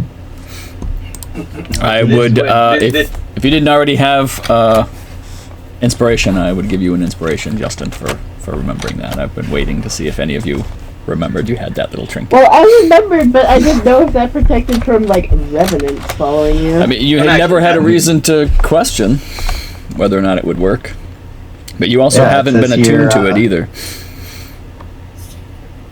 Better than Yeah. nothing, right? Or Um, perceived through magical scrying sensors. Cool. Also know Salty has I don't remember what it's specifically called, but it prevents the person attuned from being surprised. Was it the dagger? Yeah, of warning. Yep. So I don't know. I mean, that would probably be a process to get it from him. But if we ever felt like that, would be something useful to try and stop us from getting ambushed. But even that, Well, is we just know- one person. We know that's did you rename? Yeah, you renamed it Stormbreaker. What? Mazindum? The boat. Yes. Oh, Yeah, the boat. yes, Yeah, boat the is boat. So Stormbreaker. we know that Stormbreaker is way up north right now, Correct. Yep. like in the icy places. So Yeah, Captain So Denny they're told you that far. via the bracelet. did he mention where they were headed next? No. No, because it was just a quick sending. Should I use the bracelet to? I don't Get it. know that it's that. I mean, even knowing where they are would be a process of getting to them and getting back, and to have Well, one if of they're- us have reaction. I don't know that it's. Wait, doesn't that protect the whole party? I don't think No. so. Oh, okay, never mind. Yeah. I thought it did a thing where like you and any allies within blah blah blah blah blah. No, I don't believe that's what it does. Let's find out. I was just thinking like if we knew that they were headed here next on like their supply run, Oh, no, it then does. we could have an idea. It does say that. In addition, you and any of your Oh. companions within 30 feet can't be surprised, except when incapacitated by something other than non-magical sleep. Wow, Well, that's actually then- pretty that's pretty cool. huge. That's So I'll use the bracelet. I'll separate myself from everybody like I normally do, just in case I explode. And So, um, one of the things I have ruled in the past, and I'm going to continue this ruling, is that once players have abandoned a character, they're not going to give up weapons, armor, items. That's not, if someone leaves with an item, it stays with that character. Oh, I didn't realize that we couldn't, trade if we could meet up and stuff. Yeah. Well, it's to, it's... I'm confused. The original reason was I gave a very unlevel appropriate weapon to Applause at the very beginning, and so, if at any time you can meet up with Applause and just have them give you this super, it's one of those things where if a character's leaving, you no longer have access to that stuff. Yeah, it was a +3 defender rapier that didn't even require attunement, and you instead of taking +3 on your attack rolls, you could take +3 to your AC instead. Every time you attacked with it, you could switch. You could take the +2. You could split the +3 whichever way you wanted. Whoops! It's like the second adventure you guys went on. So that's So that's just there's no way. I think though, I do think that for what it's worth. And Nick, you can rule as you wish. I think that if it were to get back to Salty, that we are being targeted by these assassins who are going to sneak up on us and ambush us, it would be his inclination to say, I have this dagger, you guys should have this. And you could say it would be any of your ex-characters' inclinations to give your stuff to the folk band because they're trying to protect the world. Right? Fair enough. The point is that you're not going to amass every character's stuff. So, I got to draw the line somewhere, and if it's minor items versus major items, then where does it end? So, cool. I will say that is not those weapons aren't super rare. I was just going to say. So at least we know that an item like this exists, right? And we should start looking for one. I'm not going to say I'm going to prevent you from finding one. I'm just going to say that you can't. And then we could give it. Then we can have Neeb attuned to it, and I don't even think it takes attunement. I think it must. It did. Maybe. Let's see. It does require attunement. Okay. Yeah, it does. Yep. It does. So then we will leave here and rush over to Castle Never to talk to Potion Lady as quickly as possible. Okay. All right. Yes. So I'm gonna, so you all, bust out of the Harper safe house just hauling ass, right? And Neeb and Nyx are waiting at the castle for Vark to finally huffing and puffing show up. I don't know. Does he run faster if he rages? Maybe he's really angry when he shows up. Maybe? He's 35 already, right, Base? Yeah, I don't know. I feel most times he's in public, he's going to be raging these days because he's angry. But yeah, so you make it to Castle Never. Obviously, there's guards there, but they know who you are. They're going to let you pass without even, Oh no, wait, we don't have to rush because I have the amulet. I mean, we should probably still not dawdle. Okay, so still rushing. So you all run there. You get there awfully fast. There's a few people that are like, oh my god, it's the postman! Oh, look at this one! And then you make your way to the castle. Razos has pre-made a bunch of pieces of parchment that he's autographed, and he's just kind of littering the streets with Razos propaganda. I thought we were gonna go as limited as possible. That won't, let them know where we are. We should make sure the Zentarum don't know where we are. Also us, dropping pamphlets saying that we're here. Let's just use thaumaturgy and set off a fake... Razos loves the glory. He loves fireworks. It's a very Volcanic thing to do. He loves being famous. He loves being known as his legendary adventurer. Very on brand. He's gonna eat it up. It's very on brand for us to be like, no, we're being followed, and then as soon as we get out there, and just, here we are. We're here. Set off, exalt in our presence. And fireworks. Thaumaturgy, just set off little flames. God. Awesome. Yep. So with a little bit of fanfare, because you're moving pretty fast, you do make it to Castle Never. The guards let you inside. Nix, you know right where Agatha has set up her potion station. So with, little small talk for some of the guards that you become more familiar with, you make your way through the castle. And then you meet up with Agatha. So I am going to give you an opportunity to possibly already have an oil made here. What am I gonna have you roll on? What makes sense? What's like the luck skill? Anyone have an idea of what skill best represents luck? Isn't there like a lucky feat? I don't remember what it's based off of. I thought it was like a charisma thing. I can't think of anything that would suit it better than just perception. Just the idea that like you might be able to foresee some kind of certain something.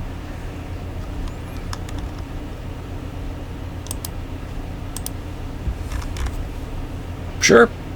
I don't actually have a suggestion, so I'm fine with. Okay, persuasion. I think it should be persuasion. Persuasion is the skill. I think. You think it should be persuasion? Or whatever Neve has expertise in. Yeah, it's Nix. This is going to be Nix's role.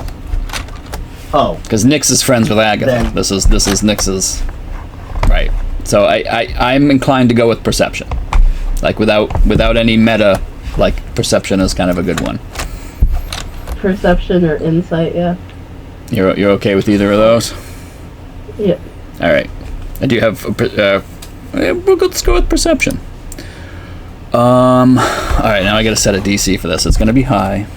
What do I wanna? So you've got +8. That's pretty good. I don't want to go off. Okay.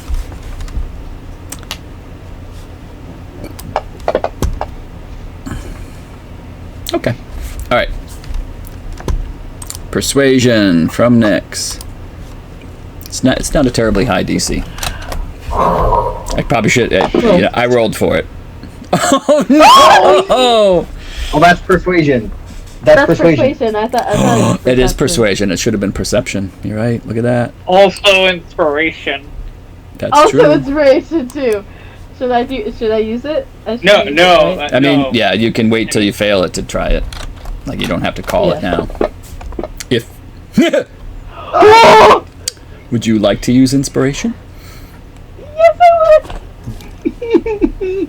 Alright, here we go. Yes, I would. Am I giving advantage, though? No. Oh, alright. Oh, I mean, can you give someone... it doesn't matter. You just passed it. Yeah, because that was essentially advantage. Yeah, they had advantage from... Advantage, yeah. Oh, yeah. The advantage, yep. So you show up and she's, kind of laughing with you. She asks you how it's going, how you've been in the 2 days since she last saw you. You cut to the chase, like, look, we're looking for a very specific oil of etherealness. And she's like, yeah, I got one of those. She's like, that's weird. She's like, and she hands you like the little potion, and it's like covered with dust. Like it's so old. She's like, I made this like years ago. Nobody ever wants oil of etherealness. I don't know. Even the army was like, nah, we're good. So, yeah. You just need this. I can get the apprentices. I can get started on more. Do you need more than one? It's gonna take me about a 10-day. But if you can make more, that'd be great. We would love to have more in stock later. Just in case. Let's see. Let's see what it's gonna cost you. On that note, what level spell is that teleportation spell that Varnock level said 7. He was gonna get us? It's a level 7 spell. Oh, so we're a couple levels away from that anyway. Just one. Wow. Oh, just one. That's right. Okay. And she says, she's like, for an Enclave member, she goes, and I made it so long ago, like the cost of it's long gone. I won't charge you for this one, but I'll need reimbursement for any others that I make, and it's they cost 3,000, but for you it's at cost, so half of that. So it'll be 1,500 per potion. But this one's on the house. That's what's on the house. Okay, good. Yeah. Woo! All right, so I got just under $7,000 on me, so oops. Okay. Go to inventory. And she's like, we're using the. She kind of looks around. She's like, we're using Neverwinter's coffers right now, so you just have to pay when you pick it up. You won't have to leave it now. All right, and I put that into your inventory, Nix. All right. So we have the potion. So this is awesome. So we pour the oil on Ma'am, and then You're doing that now? oh, and so Nick, you no, not now. Okay. Well, I mean, you can. Yeah, Right. You can strategize this when the time is right. Right. yeah, sure, yeah. Cool. All right. Yeah. So you have a chance to speak with her, and she wants to small chat with you and small talk with you and all that stuff. But she doesn't have any other potions. She says, they keep us pretty busy making, greater potions, but they take them immediately for the army. I don't really have anything available if you want to hang out for. How long does it take? A 10-day. Where is she? If you have a day, I could make a couple potions for you, but isn't Castle Never not protected by, like, they know where we are still, right? Well, no, I got the amulet now, so theoretically. Okay. Oh, but yeah, But thing they away. can spy on anyone. Yeah. yeah, they have spies. I'm just wondering if there's like a They're the time Black pressure. Network. If they what? Yeah, they're. I mean, So our plan right now is to get back to Waterdeep and hop onto the airship. And before we were ambushed, our plan was to get on the airship and head over to take the fight to Ebondeath. Is that still our plan? Right? Yeah, I think so. That's still the plan. Sounds better. Attack the big bad in his home. Smash his toy. Bug out. Yeah, and then like when we're an hour out from the mirror, I'd want to end my attunement with the amulet and reattune to the Ring of Free Action. Okay. They'll appreciate that. So that way.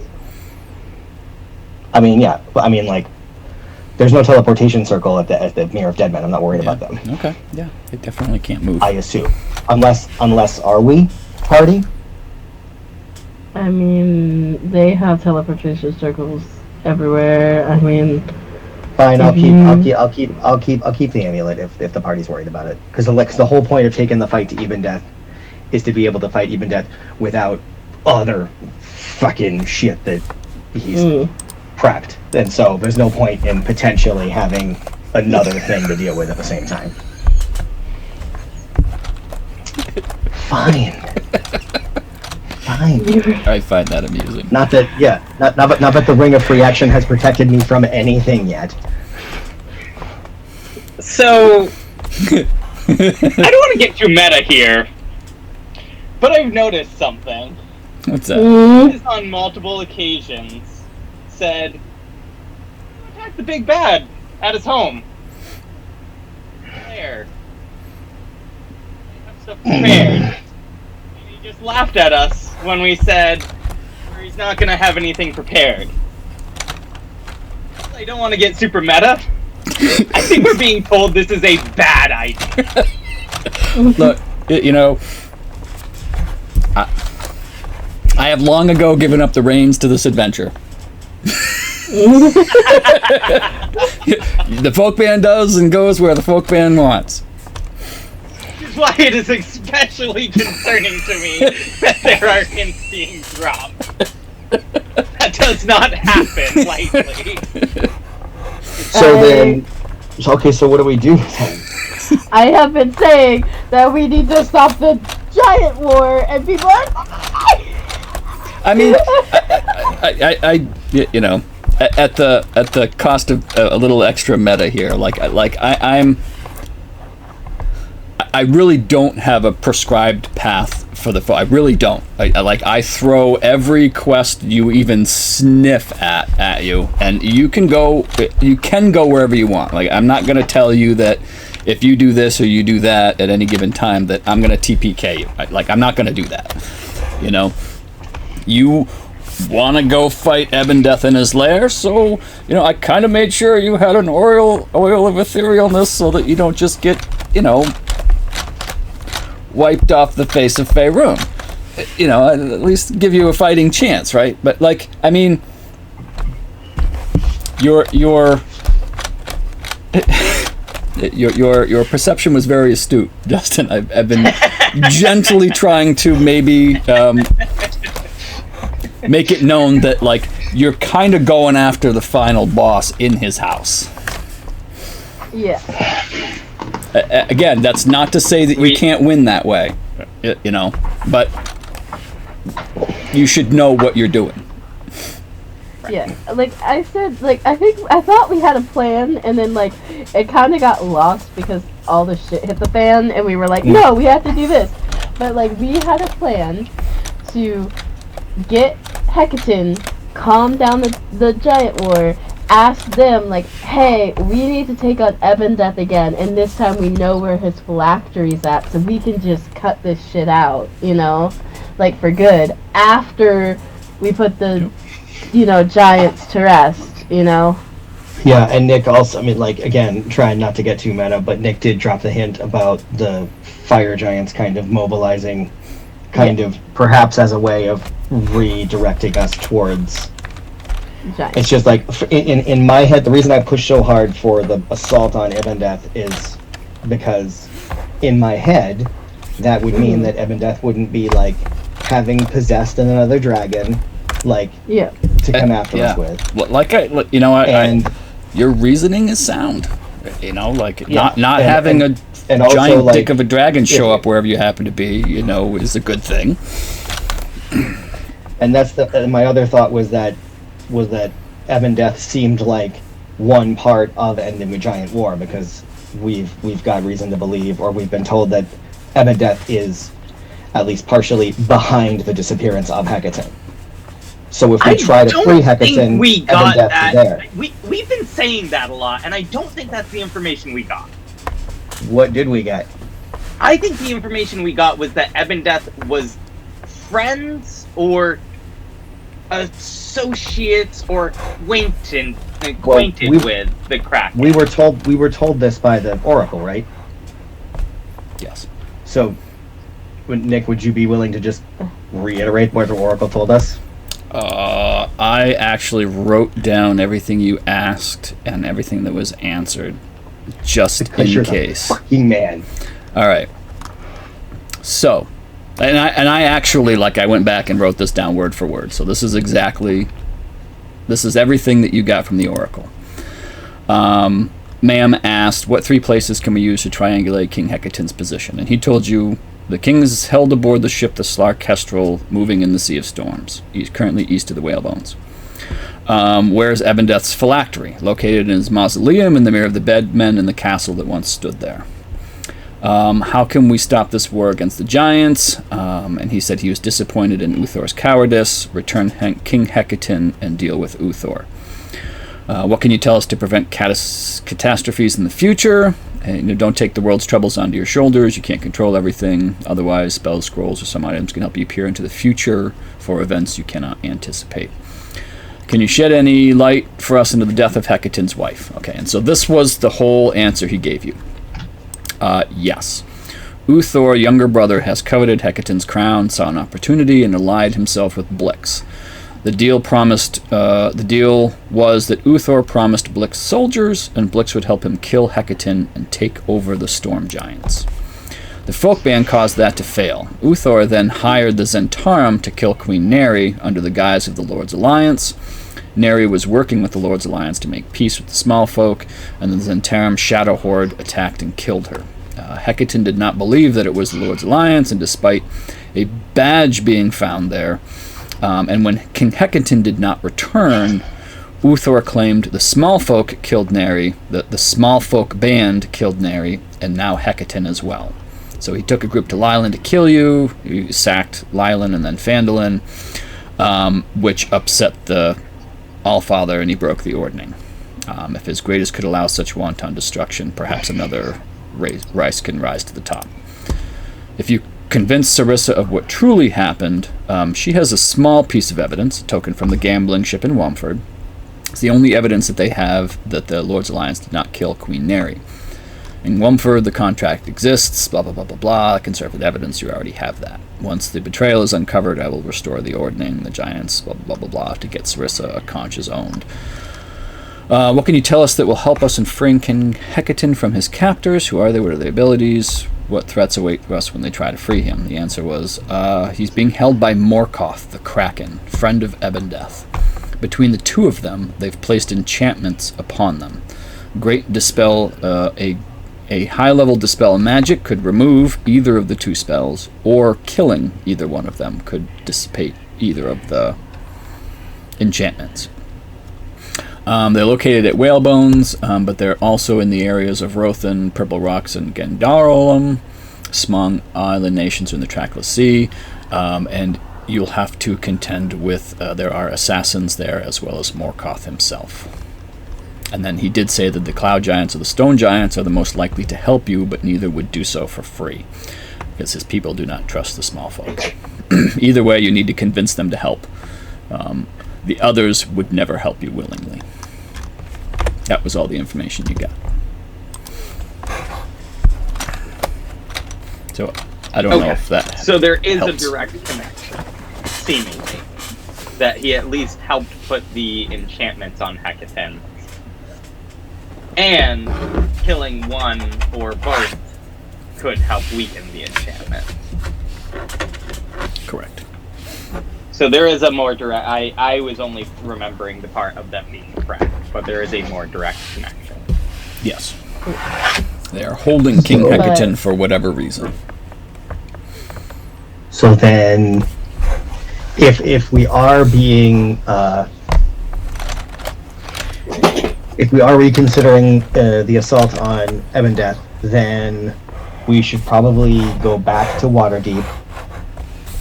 Or where's the guy? Because the guy who has the giant slaying weapon that we're looking for, the one that we've been clued in on. Several people with giant slaying weapons. Yeah, but the one we got a lead on from the auction house. He's in the Emerald Enclave. Oh no, he's an Order of the Gauntlet. Order of the Gauntlet. The Order So of the Gauntlet. I might have an in with him. Like there's a chance that I might there's a chance that I might be able to go to him and say, hey, listen, if you let us have this, it could end a war. He might be amenable. He might not. Yep. He might be like, I paid good money for this, fuck off, and then we'll go from there. We'll offer to pay him. Hawk's Nest. He's in Hawk's Nest. Yep. It's Mr. Rhaegon Harpsfield. He's known And to Hawk's travel Nest between Hawk's Nest and Silvery Moon. He's a minor noble of Silvery Moon, but he could be at either one of those two places. I gotta go to the bathroom. I'll be right back. And I'm not... I do want to be clear. I'm not necessarily trying to dissuade you from going to attack Ebondeath. I just want to be sure that you're not thinking that this is a sneak in and grab something and leave type of deal. Like, Justin, to your point, I kind of wanted to make sure you understood this was not a cakewalk. Yes. And that is appreciated. Yep. Yeah. I mean, so if we're not going to go after Ebondeath, I think that we should go out. I think we should go talk to this guy. And if we should just go to the nearest teleportation circle to, what were these two places that Hawk's Nest and Silvery Moon. And is there a teleportation circle in or near either of those? I don't have the big map up. We would have to double check. Also, if we're going to Silvery Moon, we could check for that guy, the one that I have a connection with, the Baldier, because maybe that will placate the queen even more. Did he say, was it cloud giants or stone giants that were the most likely to help? Both of them. And we're talking to the cloud giants right now. Right, exactly. I don't have the big map. Hold on, maybe I... Okay, I do have it that I can pull up. What were we looking for? Silvery Moon? Right. Silvery Moon? Silvery Moon and Hawk's Nest. Which are... Oh, just north of Everland. Yeah.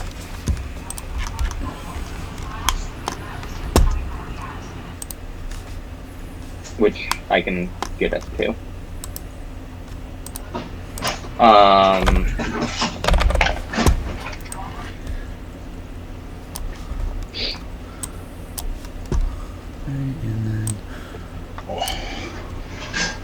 Yeah, I mean, if we're gonna have to go attack the Kraken, we want as much help on our side as we can get, which means placating at least some of the giants. Right. So, if I can get Baldier, if we can get Baldier and and a giant slaying, dragon slaying weapon, whatever. Yeah. Am I right in my assumption that the closest teleportation circle to where we might be able to track down this guy is in Everland? Yeah. Okay. Harper. For what it's worth, if we were to go to Everland, that's relatively close to where the Order of the Gauntlet has tracked down an item for me. I mean, at that point, that's also right outside the mountain where Ma'am could go get her personal item, but... Right. Just a... We've got... Zwazos, your item is in Riverton, which is south of Loudwater. It's not near Everland. Am I looking at the wrong section? My apologies. Riverton? Yeah. Same map, yeah, okay, but it's down south. I see now. My apologies. There's also a confirmed weapon in Loudwater. Yeah. Right. What's that? That's the boastful... What's his name? I actually do have I have a teleportation right to Loudwater as well. Cool. I mean... I do think, you know, if we are talking about trying to get the giants on our side as much as possible, it may be worth going after this guy. Going after the Everland guy? Yeah. I mean, yeah, I agree. I haven't pushed for us to make a point of going to Loudwater so that I could get my thing because there were more important things. Going to Loudwater or going to Silvery Moon? Oh, I'm sorry. Yeah, no, I'm sorry. So, in my head, there was a connection that I just wasn't articulating very well. We're talking about going to Everland in order to get to Silvery Moon / Hawk's Nest to track down this Raygon guy. Yes. What I'm saying is it worth it for us to take the time to go to Loudwater? Well, we can go to Loudwater with a teleportation circle, and that'll just take a few minutes for you to track down your thing, right, Justin? No, I mean, yeah. I mean, when I mentioned Ma'am's thing, I meant her amulet of the twins, I believe, Yeah. somewhere in the Nether Mountains. In the Nether Mountains. I think that's Yes. what we figured out. And the Yes. dragon, and the... East of Yeah. Everland. Yeah. Oh, But I was more saying, like, we all have, our own little side quests that we're kind of having Okay. to put on hold right now. yeah, exactly. Okay, so when you brought up Loudwater, that was for me. I misunderstood. I thought you were saying that you had something in Loudwater. He has a teleport. They have Loudwater a- also has... Go ahead. He has a what? Oh, sorry. Go ahead, Nick. There are multiple people with these types of weapons. There's somebody in Loudwater, which you Yeah. have your thing that you're looking for, Michael, is close to Loudwater. But Yes. Ma'am's personal quest is close to Everland in the Nether Mountains, which is Okay. what Justin was talking about, of like, we're putting all of this on hold so that we can get these weapons to placate the Cloud Giants, but also, if we go to Silvery Moon and Hawk's Nest, that's right near the woods, and Silvery Moon is where Baldir is said to be near, so, like, it's just one of those things where we could get two things, like, kill a bird with two stones, basically. If we get Baldir and we get this weapon, we could placate the Cloud Giants even more. Right? Is that what we're saying? That was what I was thinking, yeah. Yeah. Everland is where the guy who bought the thing at the auction is. Right? It's No, close. it's near that. Close. Nor- It's near, yeah. Close to that. Near, okay. So then, yeah. Okay. So then, so there's nothing anybody else needs near or in Loudwater. Unless we So then- needed to go get the other... Unless we couldn't get the weapon from the guy in Silvery Moon. Okay. Yep. Well, let's go try for the guy in Silvery Moon. You know, the stone giants Because are also just outside of Loudwater. Just throwing that out there as well. Stone giants, who we've been told are among the ones who are more likely to be cooperative with the small folk. Correct. And So Nick, what I think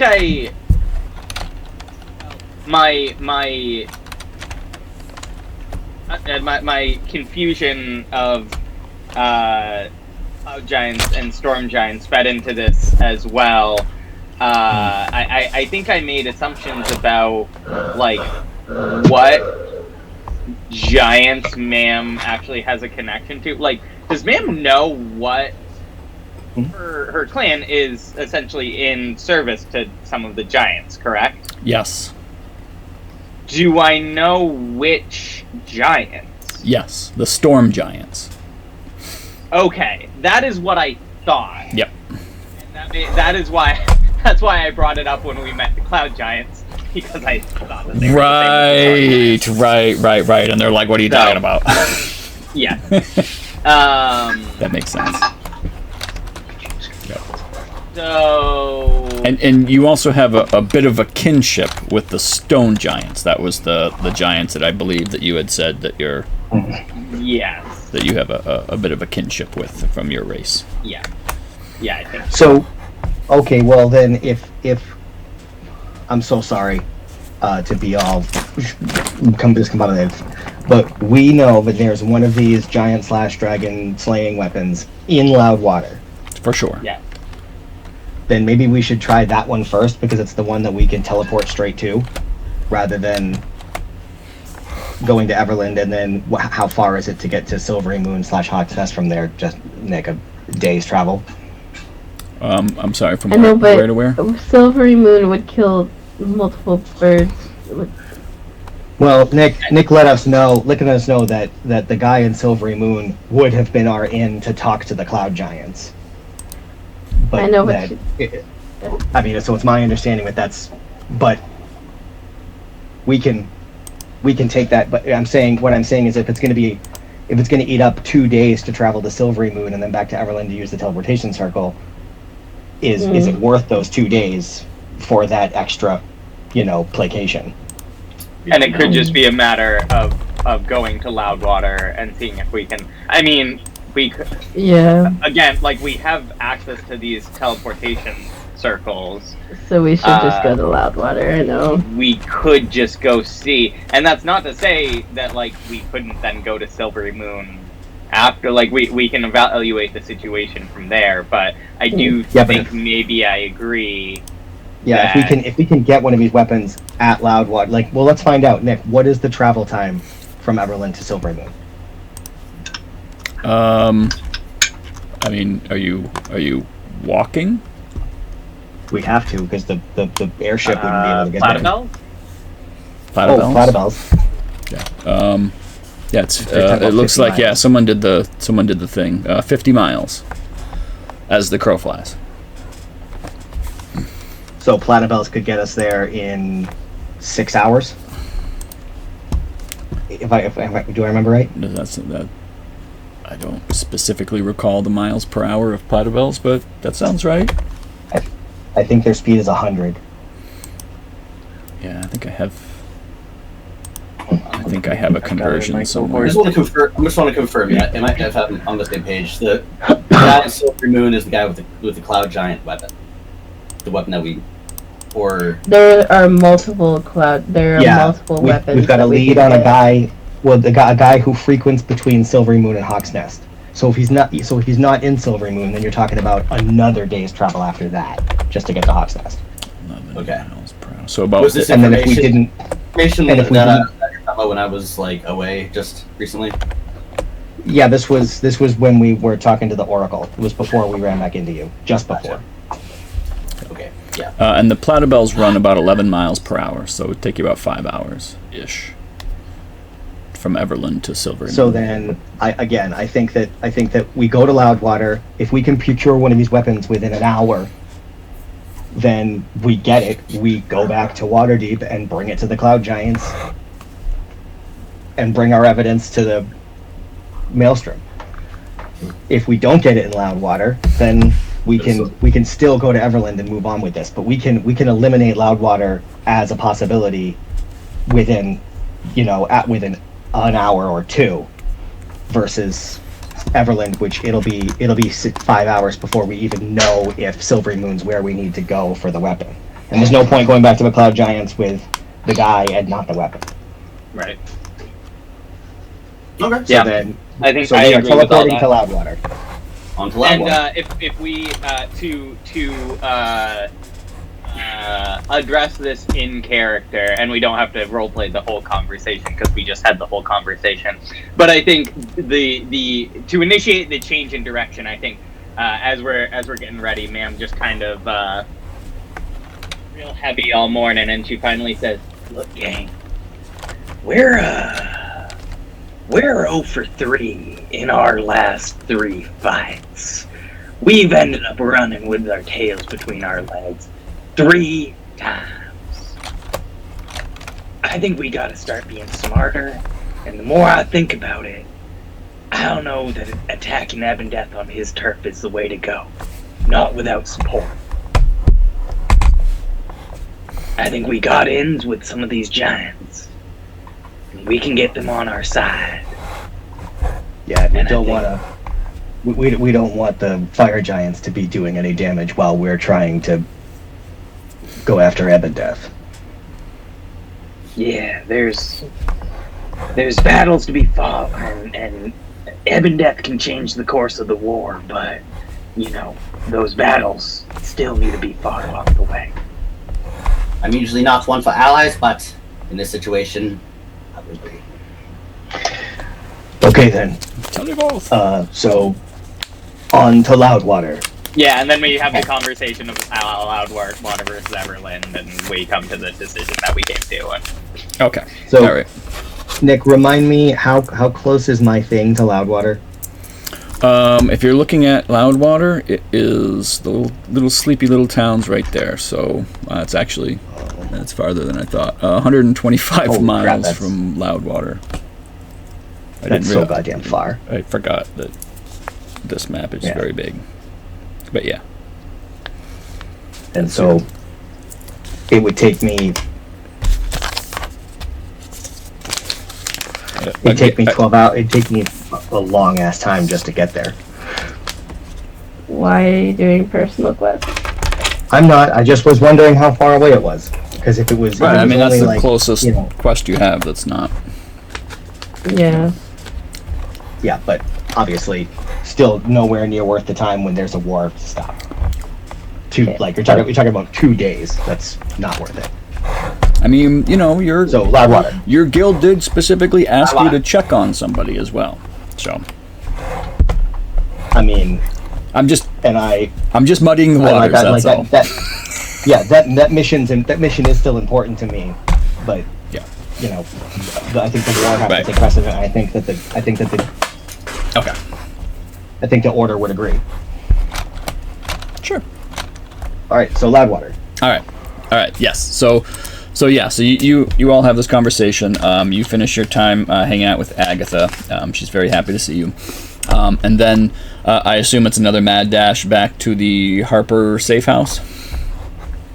Are you still mad dashing? Do you care?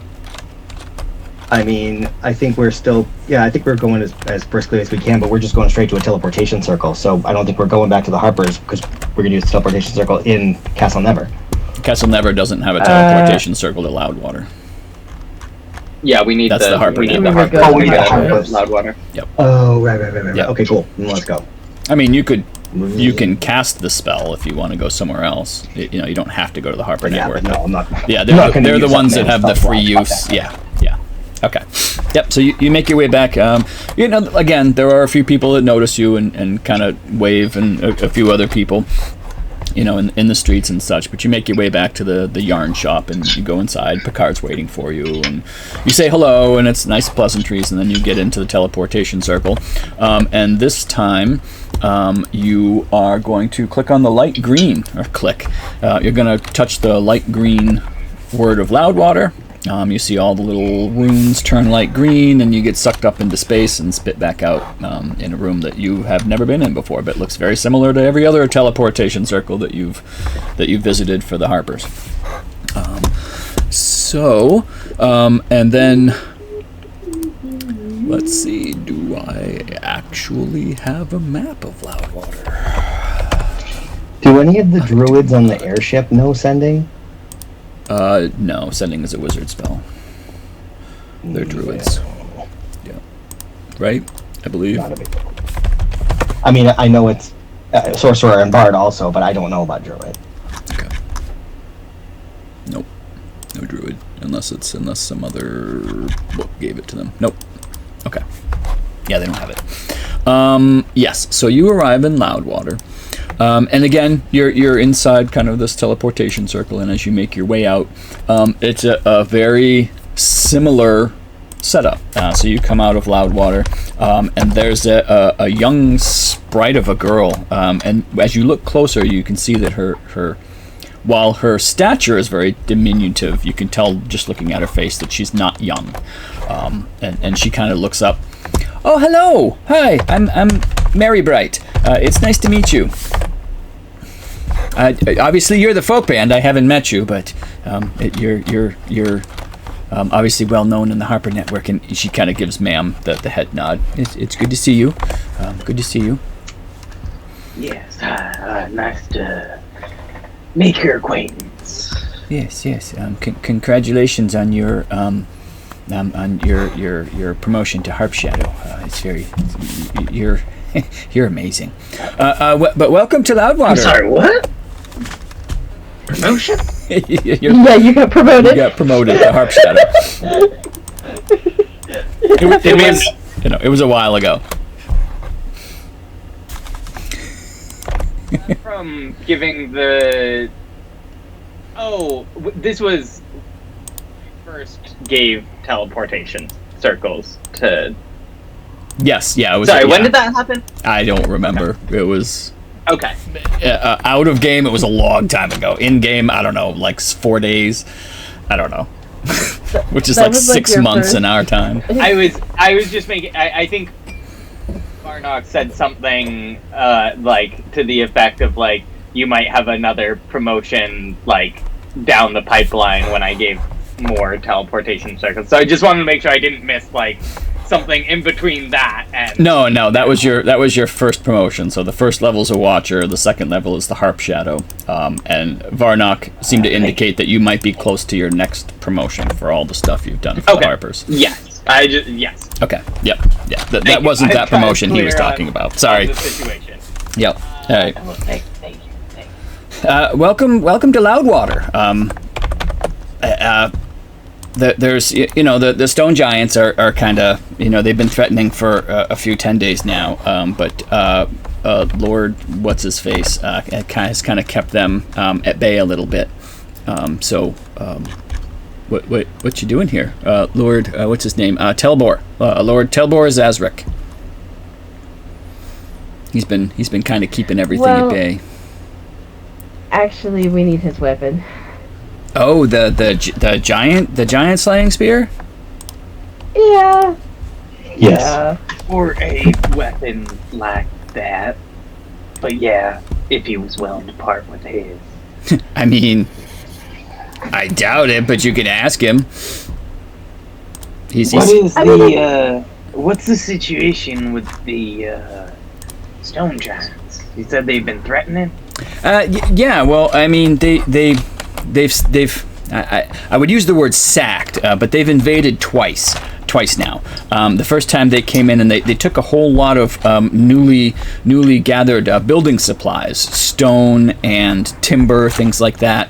And then they did it again just a 10-day later, where again our people had brought in a big load of stone and wood, and the stone giants just came down out of the mountains there, and just kind of smashed their way through the wall, stole the supplies, and left. They didn't kill anyone. But they just took the supplies and left, and so Lord Telbor. He brought in a whole bunch more troops, so we've got a whole garrison of troops here available to fight them if they come back. But he's mostly just been he's been on the wall himself with his spear of giant slaying, and to hear him tell it, he's the reason they haven't come back, because they're scared of his spear. He knows that they know that he'll kill them if they come back. Yeah, I'm sure that's exactly how that would go down. Do you have any ideas about where they're taking this stuff or anything like that? I guess back to their mountains. They're known to kind of hang out by the Shining Falls. It's kind of the westernmost tip of the Grey Peak Mountains. It's pretty close, and I mean, we're assuming that's where they're taking them, because they come out of the woods and they attack and they gather up the supplies and then they run back into the woods. But they're known to be up in the Grey Peak Mountains, and I mean, nobody goes up there. They're amazing at hiding in those mountains, and they throw boulders. So, Okay. I mean, as long as they're happy to stay up there, we typically don't bother them. But I mean, twice now they've come down here to loot. So, but again, just building supplies. I'm not sure.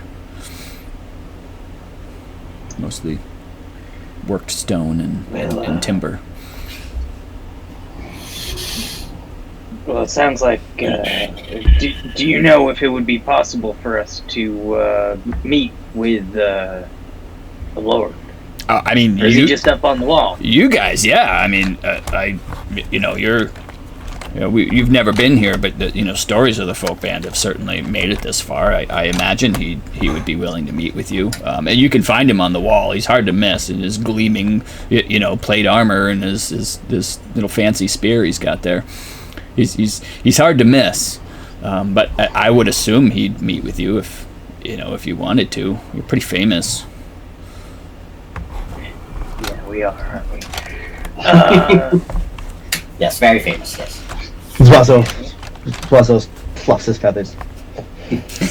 Which maybe isn't Damn quite right. the acid that it necessarily appears to be. But I think. What do y'all think? I think we go see if that guy will talk to us. Nope. All right, yeah. Let's do it. What? So you kind of step out of the house, and it's a similar setup to every other kind of Harper network that that you've been to, where like you step out of this like kind of a good sized building, and when you look back, it looks like it's just this small, tiny little shack of a place. Like this one isn't even like a shop. This one just has like a little bundle of herbs next to the door, and other than that, like you're not really sure what it might be. But as you kind of come out, you can see that the town of Loudwater is it's good size, and it's got the Delimbeer River running right through the center of it. So there's one bridge in the center of the town, and you're on the same side of the river as the castle is, or not the castle. It's more of a manor house. It's not really a castle. But there is a wall all around the town, and you can see that the wall only breaks from the two places where the river runs through it. There's no wall there. And there is a gatehouse to the north, and you understand that there's also a gatehouse to the south. The Grey Vale Run runs south of Loudwater, and then the Delimbeer Road heads north out of Loudwater. But immediately, like, you can see the walls from where you are. The walls are a good 30 feet high all the way around the town. You kind of get the impression immediately that this is very specifically built like to keep giants out. Like it's definitely a giant-sized wall. But to the point that Mary Bright made, you can see to the north there is one section of wall that they're currently they're scaffolding, and you can see that they're currently repairing one section of the wall to the north, where she had said they had broken through to steal supplies. It doesn't take you long, like if you're kind of keeping an eye out and heading towards the wall, it doesn't take you long to see that there is one figure with the light kind of shining bright. Oh, that reminds me. I keep forgetting. The weather today, there is a light wind, no precipitation, and it's about 50 degrees Fahrenheit. Okay. So as you kind of get towards the wall, you see there's one figure. There's a whole bunch of like people milling about on top of the wall, but on the northern section you do see shining with the sunlight kind of reflecting off the armor. You see one kind of figure standing tall above the rest, in full plate armor and what looks like a very fancy spear with a tassel hanging off it. And you're reasonably certain that would be Lord Telbor Zazrek. And do we have any kind of... I'm sorry, do we get any kind of inclination as to whether or not this guy has any kind of faction affiliation? She did. No. Mary Bright didn't say anything. You've only heard his name as someone who's boasting of having a weapon, so you don't know. The Harpers didn't say he's one of theirs, so you're reasonably assured he isn't. But other than that, you don't really know. Most faction members aren't public about being faction members. They're mostly secret societies, except for the Lord's Alliance. Well, then I think we just approach him, and I get it. My assumption is that we'd just be frank with him and tell him, hey, man, like, that spear could end the war if you'll let us have it. I don't know if anybody else has anything else they'd want to offer. So we'll, so you kind of approach the wall. As you do so, you can see that, like, obviously, like, the town guard aren't just going to let, the Lord just stand on the wall and not be protected, right? Like, there's soldiers on this side of the wall. You can probably assume there's soldiers on the other side of the wall. But as you kind of, like, clearly your eyes are on him as you're walking up towards the wall. So you see there's a contingent of soldiers that kind of, like, move to bar your path. And a couple of them, their facial their facial features are kind of indicating that maybe they know who you are, but still they're moving to bar your path. Halt there. The folk band, correct? Are you the folk band? Yeah, we're the folk Yeah, band. that's it. The friggin' folk band. And a couple of them are looking back towards, like, are you here for Lord Telbor? Yes. We request an audience. Lord Telbor! Then you see the figure kind of turn around and kind of move towards the end, and let's see.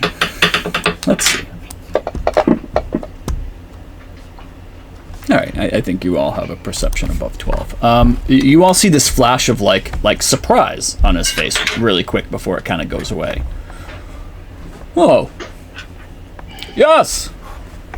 Can I help you? Yeah, you really could right now, actually, but I think this conversation could be in private. They seek an audience, my lord. That one. Very good. I'll be down in a moment. Delrin, take them to my chambers. Take them to my meeting room. I'll meet them in... He looks down at his wrist for some reason. I'll be down in 10 minutes. Yes, sir. And he kind of turns to you. If you would, I could take you back to the manor house where the Lord will see you. That would be great, thank you. Okay. And so he'll walk you through the town a little bit, and you can one of the things you notice is that there are people milling about, but more than Waterdeep, more than Neverwinter, more than any other town really that you remember, is there's a big military presence here. Like, there are soldiers everywhere, and they're moving in groups, and there are also groups that obviously are stationed in certain places. And during your walk through this town, you do notice that there do seem to be two different types of soldiers. Some of them, like the ones that you're currently with, all have the same type of armor. They're all very clearly city guard, from Loudwater. But you're also seeing these big groups of what look like military groups that don't have those same type of consistent types of armor and consistent weapons and things like that, and almost like maybe they're mercenary groups or some other town or organization has sent troops to kind of fill in as well. But there are they're everywhere. There are a lot of soldiers here in this town. So he brings you through to the manor house, and the manor house, it's not this huge castle. This isn't a major city by any means, but it's a nice building. You would call it a mansion probably anywhere else, but here it's the biggest house around. A couple floors, and he takes you inside. It is gated. There's a wooden gate all around the manor house. And he takes you in, brings you inside. It's nice in here. It's definitely not as posh as the Neverwinter castle rooms or anywhere near the Waterdeep rooms, but it's fairly nice in here. You can tell this lord has done very well for himself in this small town. And they offer you refreshments. They get water, drinks, tea, whatever it is you'd like. And it does take a few minutes before Lord Telbor arrives. And he too is also, as he moves through the town, as he comes in, you can see he's flanked by about 10 of what you recognize to be city guards. And they all take, places all about the room and just kind of stand at attention. And he comes over, pours himself a wine, has a big swig, takes his big ornate helmet off, and puts it down next to him. And you can see that he put his spear on the wall behind him where he could turn and grab it if he needs to. The folk band. Very surprising to see you here. What brings you to my town of Loudwater? We have a situation. I see. We have been to the Oracle of the Allfather. We've been given an opportunity to potentially end the giant war. Oh. Well, great. We need to prove the innocence of the Lord's Alliance in the death of Queen Neri. And you I'm not see, sure he's how like, much. the Lord's Alliance started the war? No, they didn't. They were framed, They were framed. and we have proof. But Oh, we you need do? an audience with. We need an audience with the Maelstrom. Is that what they're called? Yeah, the Storm Giants. We need an audience with the Maelstrom What proof in do you order to have? prove that we have a contract from King Hecaton's brother for the for the death of Queen Neri to the Zentarum. You have a contract? I What would- wouldn't air this. Oh, okay. What? And Can I see this Okay. contract? You have an actual Zentarum contract on your possession? No, it's someplace Yeah. safe. It's But someplace we need to bring it to them, prove that the Lord's Alliance is not responsible for Queen Neri's death, and that could potentially end the war. Okay. The only way that we've been given, the only opportunity that we've been given to get an audience with the Maelstrom is to bring the Cloud Giants a weapon of giant slaying. We understand that you have such a weapon. He turns beseech and you looks at his spear. to- Yes, and it's the only thing that's protected our town. You want me to give it to you? To give to the giants that are... To be fair, it I'm on board wouldn't with your be. Yes. It wouldn't be to the giants that have attacked your town. I fail to see how that makes a difference. You want to give We the could one reinstate the weapon ordinance. we've protected ourselves with to the giants. I can't agree to that. I mean, if you could get rid of What? the stone giants, obviously I wouldn't have a need for this. If I mean, you could stop them from raiding our city and stealing our supplies. well, How about 100 gold? Oh god. We haven't, right? Have Well, 100 gold. yeah. I mean, would you give it to us for 100 gold? No. Just- I'm not going to sell the I wouldn't safety of bring it my up town for myself. gold. But it okay. I figured. I just it was said. I just figured it should be addressed. I was a good understand. we. Oh my god. Could we What? What are you could you Yeah, excuse this us for just a moment? Yes, of course. And I guess He we'll just sits go there sipping his into wine. The hall. I don't know. Yeah. We huddle in a corner where all the guards are. God. Okay, one, I really think we gotta be much more aware of who we're just spouting all our information to. Let's just, before we reveal all our cards, we have so many assassins after us. Let's just, Zwazos will look sheepish and. we're coming from a good space, but we don't know who we can trust. So number one, anyway. Look, I know we don't have a lot of time, but I mean, nobody's just gonna give us one of these weapons, right? I mean,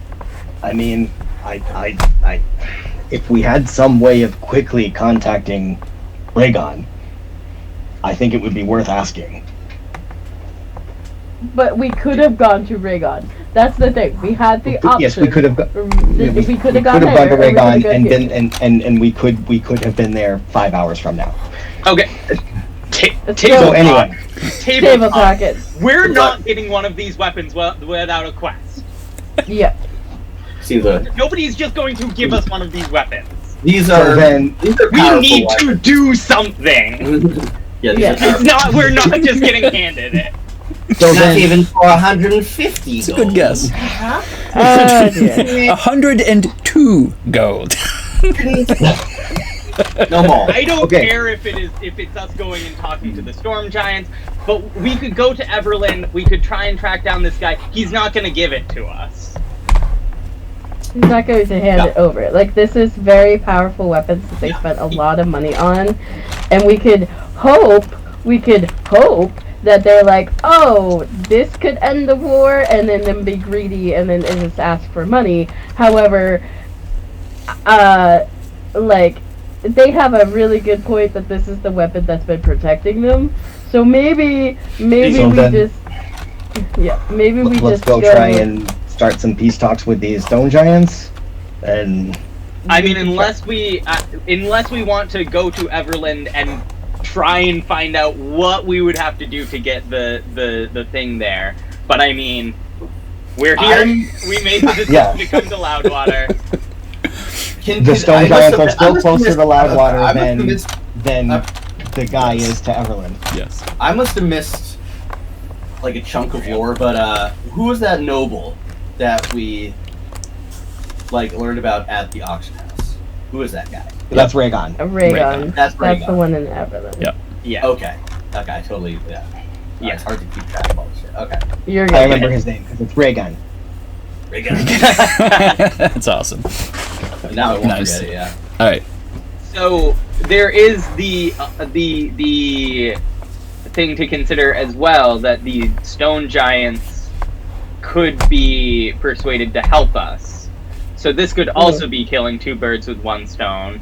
Yeah. We stop the threat to Loudwater, get the weapon, and then I mean, I don't know. We could still consider going and getting the guy for the cloud giants, but at that point we do have the weapon. So I mean, we can cross that bridge when we get there. But So then, and we were told that the stone giants were among those who would be more likely to be cooperative with us. So I think let's go and talk to them. It certainly can't hurt. Let's do it. They're hidden, though, right? We were told that by the guy that they're hidden in the mountains. That They're very good at hiding. Like, they're stone giants. Yeah. They look like stone, and they're in mountains that are made of stone. Like, they're good at hiding. But they're in the westernmost Nick, part of the mountains. the westernmost part of these mountains by the Shining Falls. Yep. Or just a. Oh well, fuck me. Yeah, Shining Falls is the so the section of the mountain there where the river runs through. It's called Shining Falls because there's a waterfall, and then the sun shines on it.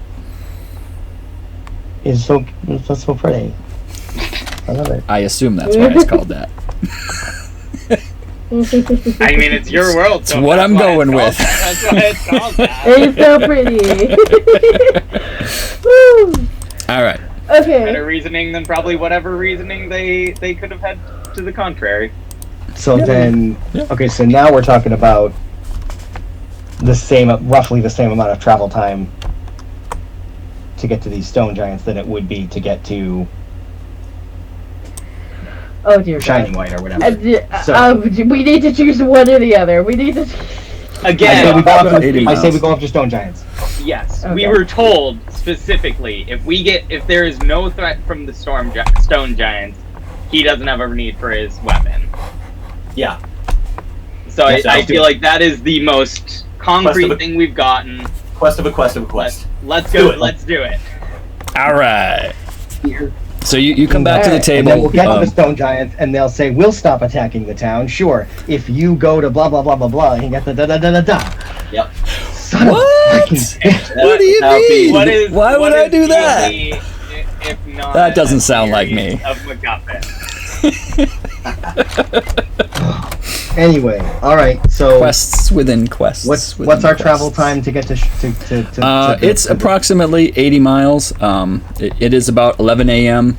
So, like, we can wrap up the talk with Telbor. You know, you tell him, like, okay, we're going to go talk to the stone giants. And he's going to say, okay, well, watch out. They're very dangerous. If you can just take the trail, it goes next to the river, it goes right up to the mountains, and it's a nice straight shot. They might ambush you from the trees because they're evil giants and all that stuff, but, that's what he says. Thank you for the warning. Yep. Anything you want to ask him or anything before I have you guys head out? Had you all head out? I mean, I guess If so. there is- So he's had no. There's been no like What are you asking? kind of. Are you asking him something? I am. I'm asking you something because he was like watch out, they're evil giants, blah blah blah blah blah. Mhm. There's no sense in reasoning with them. I'm assuming that means he hasn't gotten any indication as to something that they might want or some way that they might agree to peace. Yeah, he says that they just it's smash and grab. Twice they just did a smash and grab. Like what else would do that other than evil monsters? Right? Like, be careful, they might kill you. Oh, but also they're scared of me because I've got this spear. That's why they haven't come back. They're scared. An extra D8 damage to giants. That must be like a crazy good weapon. If it's like it wards off like an army. You would think so. Crazy. But yeah. So that's hubris making him say that, Nick, I'm assuming.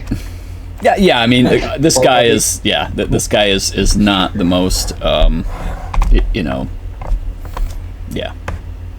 I don't know why the word is totally escaping me right now, but yeah, he's very, very full of himself. Very, he's obviously the reason they haven't come back because he's standing atop the wall, keeping them at bay. Right. So and he's not scared of them at all. Yeah, no, not at all. Because he's standing on the wall. Not even a little bit. Let's go. Making sure the town sees him stand on the wall, protecting them. I mean, okay, well, if it's 11, Nick, correct me if I'm wrong, but it's getting dark somewhere between 6 and 7 this time of year. Yeah, 7:30ish. So then we could just barely make it to the mountains before, but like just as it's getting dark. It sounds to me. 11. What's 80? It would take you. Yeah, it'd take you about 7 hours to get there. So I'd say you can get there with about like an hour and a half of daylight if you want to head right out. Okay. And I assume that's wait, Platypus. That's just a ritual spell, right? That doesn't cost you any spell slots. Yep. Okay. Yep. Yeah. So once we get the chain going, it's just cool. Yep. Let's do it then. All right. Fantastic. So you exit through the northern gate of Loudwater. He follows you with his retinue of town soldiers. And again, you see that there's pockets of soldiers all over the place in the town. There's a good amount of soldiers by the gate, just for in case. They obviously, with the Lord right there, they let you through. You make your way to the outside of the town. Are you heading any distance away before starting your casting? Are you just doing it right from the gates? Does it matter? I don't see is there any reason to think about it? Okay, yep, that's fine. Care. Yep, so you start casting, and it takes you, 40 minutes or something like that before you're able to, summon enough of them for them to ride off. And real quick, before we go, is it worth it to say something to them along the lines of, be discreet about us having been here? I think that's worth saying. Yeah. Anywhere. All right. Yeah, and he'll be like, he's like, okay. He's like, I mean, I don't know who I would tell, but okay, I'll keep your secret. Good. Sure, of course. All right, and so it takes you about half hour, 40 minutes before you have enough platypus to ride off, and you can it kind of draws a crowd. I'm not sure anyone in this town has ever seen a platypus before, or the folk band, a giant bear and frog, and So over the time it takes you to cast these spells, you draw a little bit of a crowd. People are definitely keeping an eye on what you're doing, and then you race off. Just on the north or whatever western side of the river, and you race off at 100 feet per second, or per 6 seconds. And so, this is beautiful country. You've got the high forest? Yeah, you've got the high forest to your left. You can just barely see the Starmount Hills. Zuazos makes you, longingly kind of think of home and your fellow Arakok right in the mountains there. And, over the course of those few hours, ma'am, you're busy kind of casting and recasting your spell, but the rest of you kind of have a chance to look over this land that you've never really visited. Beautiful rolling plains. The high forest is such a lush and beautiful forest, and the river is obviously it's flowing from the mountains, so it's just this beautiful clear water. There are a few spots where it's kind of white water-ish, but for the most part, it's just a very wide river. And I'd say probably about, we'll say 6 o'clock ish. Wait, no, 7, 6. Yes, right about 6:15. You reach the base of the mountains, and you can kind of see like mist floating up from a few of the areas you can't see. So you can kind of get an idea of where the waterfall would be. There aren't really paths. Like here and there, you find little goat paths as you make your way up the mountain. But I would say probably, and I assume you're heading towards the actual like waterfall. Like that's kind of where he said to start looking for them. So you're kind of heading towards Shining Falls, the waterfall, and about, I would say, 20 minutes into your climb. Let's see, who's Nyx? You're the nimblest one. About 20 minutes into the climb, you turn a corner around a giant boulder, and just, I don't know, I'm guessing. I also, by the way, I do have climb 25 climb. Oh, speed. perfect. Okay, yeah. So Nyx and obviously Zwazos, you're not climbing shit. You're just flying. About 20 minutes up. Sorry, I have a question. What? Yeah. It says the grung speed is 25, not 30. Is there a reason why I have a +5? Did you get that from something? Yeah, isn't that isn't that an aspect of the boots or something? No, I don't think the boots have anything to. I thought the boots of speed just made your speed 30. I think maybe that was my mistake. Because there are boots that do that. Yeah. Oh, I think it was 30 Striding. before. I think it was 30 before. Striding and springing, maybe. Do you have a feat? I'm Is it- looking. Did you take a feat? I don't need to. Is it a Skulker? rogue thing? I'm trying to see. I don't think so. I don't know of any rogue thing that. Yeah. Well, yeah. Yeah. I mean. Yeah, I was just looking up grung traits on. You know what? It said, I'm going to say that that's a trade-off for me making you resistant to poison instead of immune. That your walking speed is 30. Okay. So my climb speed should be 32. Right, 30 also. Yes. There you go. Perfect. Okay. All right. Yep. Okay, cool. Awesome. All right. So you're Proceed. climbing up through the mountains, doing your thing. Blah blah blah blah blah. Nyx, you turn a Meanwhile, corner. Vark and Mam are like straight up, actually like mountain climbing with their like kitten. Punching the mountain. Like, Yeah. Nyx is just like. "Doodle-doodle-doop, doodle-doodle-doop, doodle-doodle. Come on, you guys. Come on. Let's go. Literally walking straight yeah. up the mountain because I can And- walk on vertical surfaces. Just walking. For anyone that's I like seen. this. I don't feel climbing enough. For anyone who has seen The Princess Bride, when he comes around the corner and the giant boulder smashes on a rock right next to him, exactly Yeah. like that. Nick comes around a corner and you like a boulder bigger than you smashes into the stone next to you. And you're all within sight. You can see this. Suddenly there's this blur of movement and there's this just crack sound, and then dust flies everywhere. And up ahead, about 50 feet above you, you see a stone giant pop its head up out of the crevice. And in common, it yells out, "Stop right there! You now move!" I'm not moving. I just go, hold on, don't fire anymore, Please stop now.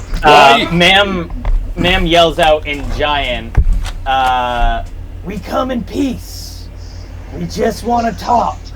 And like like you crest the same rise there, and he sees you, and he's like, and you see him turn, and you see his mouth move a little bit, and he turns the other way, and you see his mouth move a little bit, and he stands up, and like he's a whole like 10 to 15 feet above this shelf that he was at.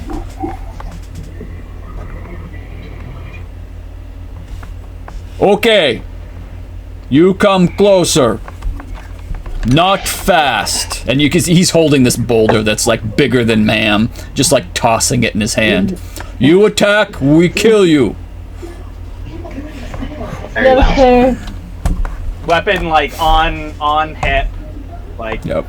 Yes. And dismount the platypel. You see another like stone giant stand up about 20 feet to the right of this one, and then another one stands up about 30 feet to the left. They're all like kind of on the same ledge, and they're like holding stones, and you know you see him. They look, and he's like,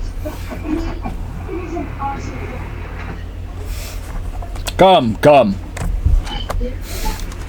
And you know you get a little bit closer, and then finally like that ledge, there's no like path to like get to the ledge. It's a solid like 15 feet, and he sees you down there, and Neeb and Nyx are just like bloop, and they get up on the ledge. Vark is like, yeah, fuck that, I'm not getting up there. What do you got? Hey, help me up. And the stone giant's like, and you see him like reach down, and like his arm just like it doesn't like extend like go gadget, but you know like he like leans over and his arm reach, and he gets about 10 feet where Vark can like reach up. He's not happy about it, and instead of like grabbing his hand, he just like grabs Vark like under the arms and just like picks him up and puts him down. And he kind of holds his hand out for Ma'am as well, like, you coming?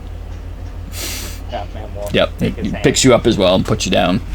And then you can see that, like, on this ledge, like, there's a ledge, and then there's, like, a carved out, like, trough on the other side of it. And it goes in either direction, like, as far as you can see, at least 120 feet in both directions. And you can see there's like 6 or 7 stone giants all along this ledge, all kind of like scrunched down so that they can't be seen beyond the ledge.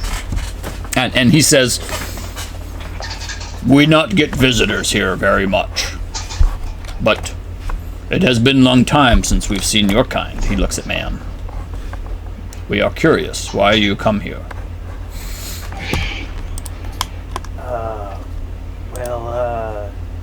We actually came because we hear there's been some issues with the folks down in town here.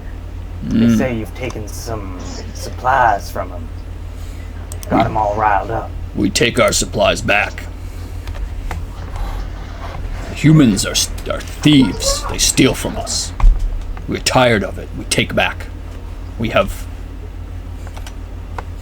have things to build, but that is not here or there. What do they steal? They stole our building supplies. We carve the stone, and they steal it. We chop the trees, and they steal it. We steal it back. We're tired of the humans taking our spoils. So, I mean, like, Zwazos might, like, you know, Ma'am's obviously the one with the rapport with them, so Zwazos might, like, lean into Ma'am and just, or maybe cast message and be all like, you know, we just make it clear to them that we are here to foster peace between them and the town, and whatever we can do to make that happen. Yeah. Ma'am definitely kind of taking that cue from the Swatha system. Well, that was not the story we were told. We're just here to, you know, try and sort things out. Did you see him steal these materials from you, or Yes. can you tell us more of your side of the story?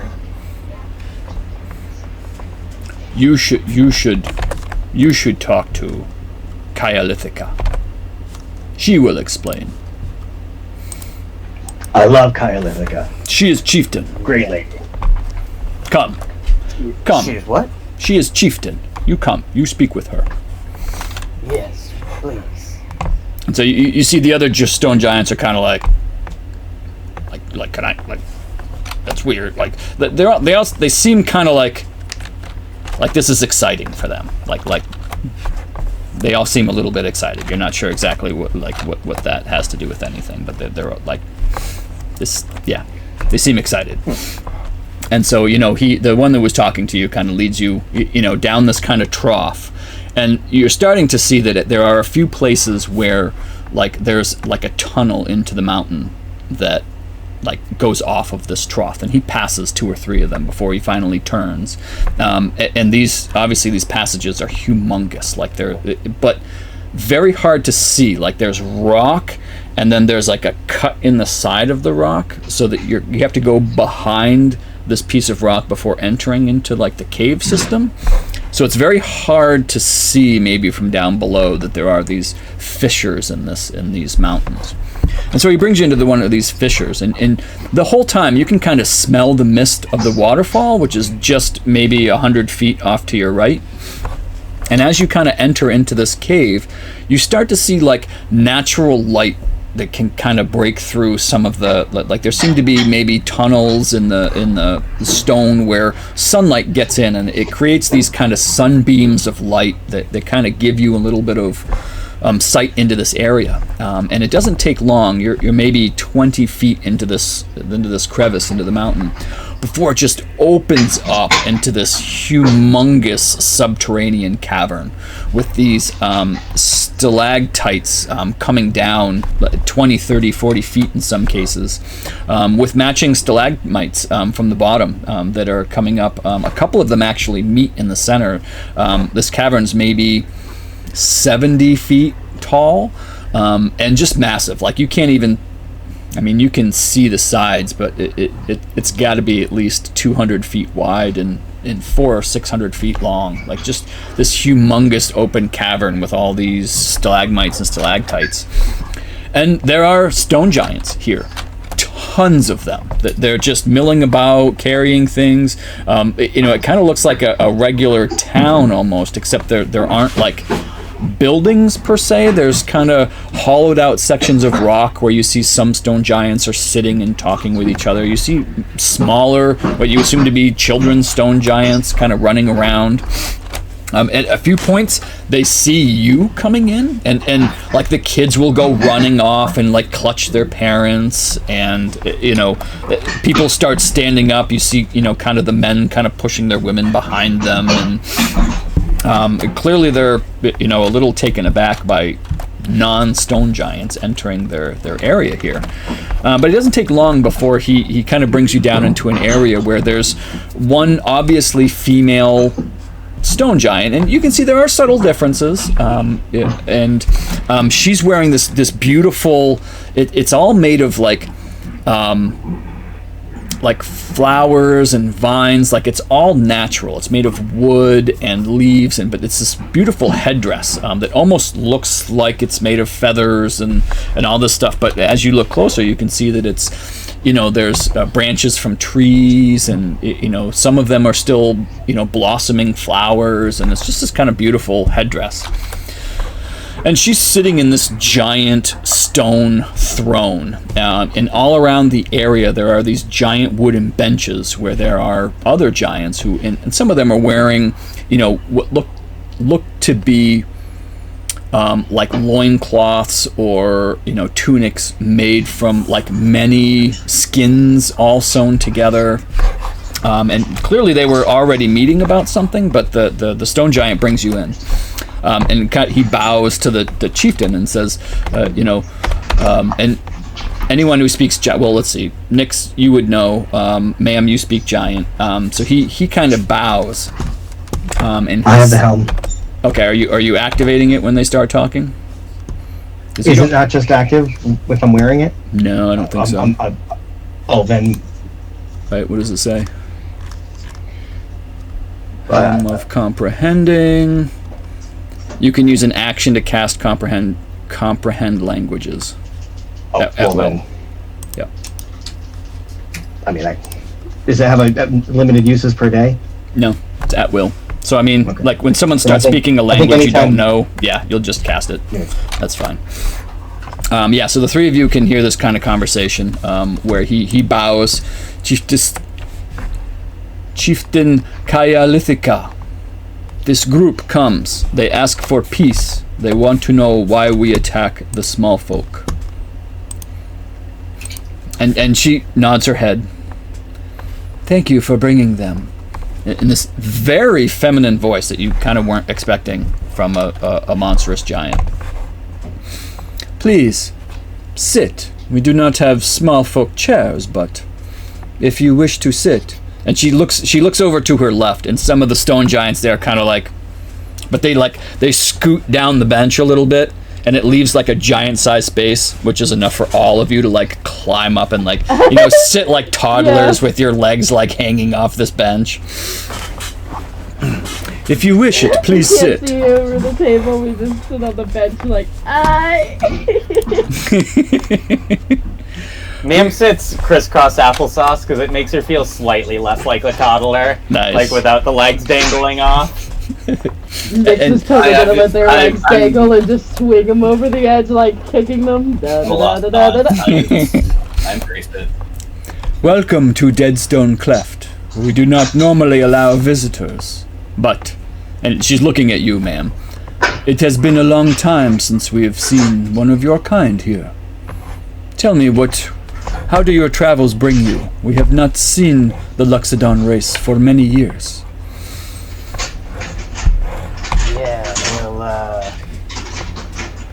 Yeah, we're kind of spread out at the moment. I actually haven't seen my people in, honestly, probably longer than you have. It saddens me to hear this. Yeah, this saddens me too. That's kind of hard. That's kind of a side thing. I'm gonna catch up with them later and help out with that. But currently, I travel with these folks, the folk band. I don't know if you've heard of our travels or exploits. And she kind of looks to her right, and someone who's also, dressed in very bright colors kind of leans over and whispers in her ear. Oh, stories of the small folk band have made it here, yes. The storm giants blame you for much, but then they always blame the small folk for their problems. Yeah, we're working on that. Dishin says you come asking about the thieves of Loudwater. What is it you wish to know? Well, we went to Loudwater and they just told us that they'd been sacked and had supplies stolen. But it only, obviously, we're not getting the whole story. So, yes, we'd love to hear your side of things. Our side is the true side. We have been gathering supplies, and she kind of points to the back wall, which you can kind of see a little bit better now that you're deeper in, and you can see there's giant-sized scaffolding up on the wall, and there are sections that are carved out. We have been building new sections of Deadstone Cleft, and we need much rock and some timber. We go into the high forest to gather these supplies, but any that we leave out overnight, the humans come and steal. We are able to log much faster than them. I think they find it easier to steal our work than do their own. We also carve the stone very well. They like to use it for their wall. It makes their building process faster, but it is theft nonetheless. Now that we are building more and need these supplies, we are no longer happy to let them have what they can steal. And we have stolen it back. So again, Ms. Wassos might discreetly kind of poke over to Ma'am and let Ma'am be the face of the party here, and ask about the possibility of negotiating some kind of what's the word I'm looking for? Compensation. If they want the building supplies from them, contract them out to harvest the supplies, and then compensate them with something else, blah blah blah blah blah. And I think something in there. I think that in this situation, Ma'am does not feel like she needs to be the only voice. So I think if Swazo started, it feels to Ma'am like we have their attention here. Yeah. And so I think Mam would kind of, maybe if Zuazo started whispering, Mam would kind of say, "Go away. Go." Yeah, please. I mean, speak up. All voices matter here. And you can say that. Yeah. And she'd be like, yeah. We have traded with the small folk on many occasions. They have... Your small lifetimes and your small stature lead to great works of art. We prize art very well. We are happy to trade for art, but the people of Loudwater stopped trading some time ago and now simply wish to steal. We shall not abide that any longer. It's understandable. So then, How long ago did this start happening? When did they start, See, did you have an actual agreement? Is At any point? anybody proficient in insight other than me? I am. I think I am, yeah. Oh, what's your modifier, Eliza? I think it's 8. What is this for? I was gonna maybe see if Zuazos could, again, kind of talk to Nyx about it and maybe offer the help action in Nyx's insight check. No? No. Okay, then. No help. What are you Then inciting? What do you want to incite? Whether or not she's legit. If the Loudwater people are the ones who stole first. Insight isn't a lie detector test, but if you want to do an insight check on if you feel she's being honest, you can do that. Yeah. Yeah. Okay.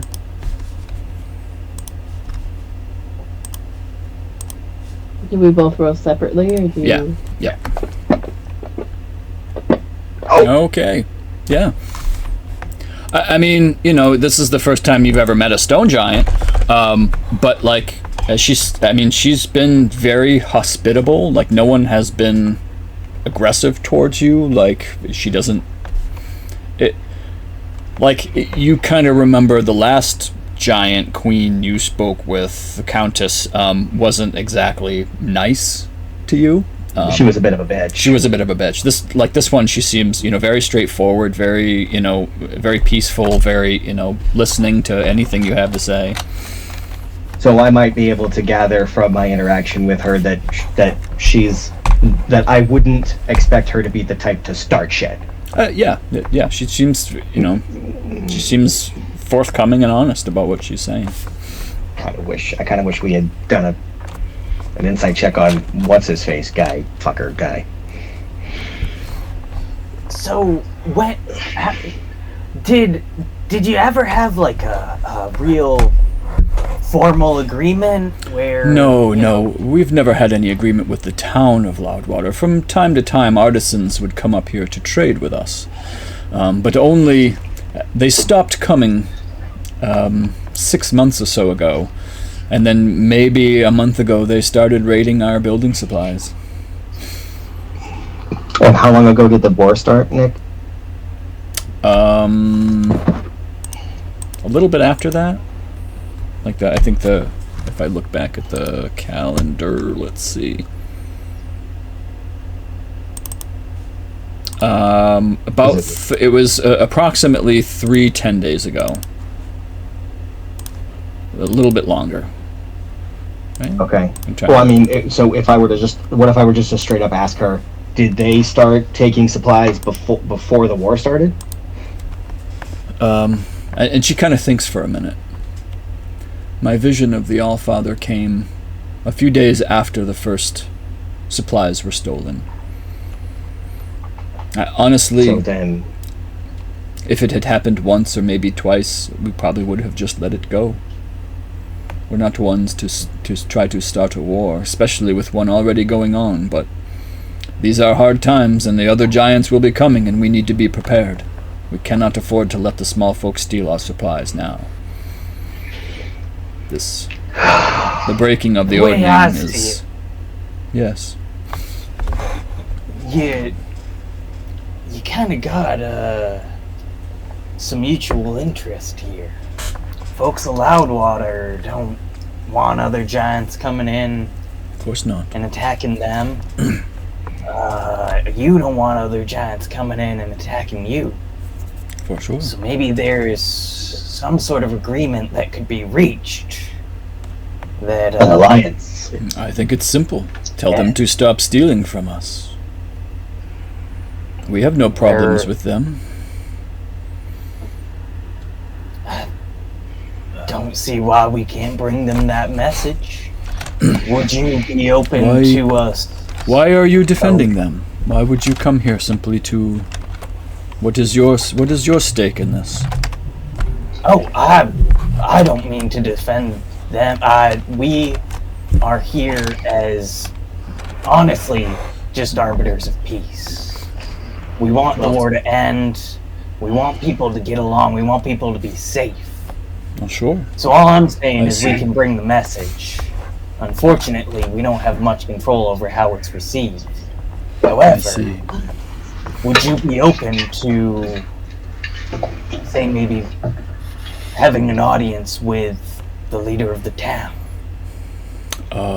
Not here and not in Loudwater, but I would meet with him if he wish it. If he would, if I can hear, if he will agree to stop stealing, assuming it is him doing it. We want no trouble with the small folk. And we want the war to end. If there's a path to that here, we wish it. Well, sounds like we all want the same things. Sure. What? And I think, as much as it may not seem like it, I think the people of Loudwater want the same thing as you too. But, you know, Dude. people can get selfish and How? short-sighted. I mean, we can stop the animosity between our civilizations, but how will that stop the war? We need to get to the Maelstrom. Oh, I see. Oh, and what for? Oh, do you seek to ask the storm giants to what? Take control again? How will that help? Mim is gonna glance at the others, like, I'm gonna let y'all. I'm letting y'all. are we okay? Like, basically the look of like, do we tell them what we got on the storm giants and see what they think, or do we? Yeah. Well, I mean, Mixes- is it bad? I mean, is it detrimental that we do that? I mean, I don't know. maybe not all the details, but I think at Yeah. least that like we know that Hecatan is alive and can prove that, like, all of Yeah. that. Nix is gonna take the cue and like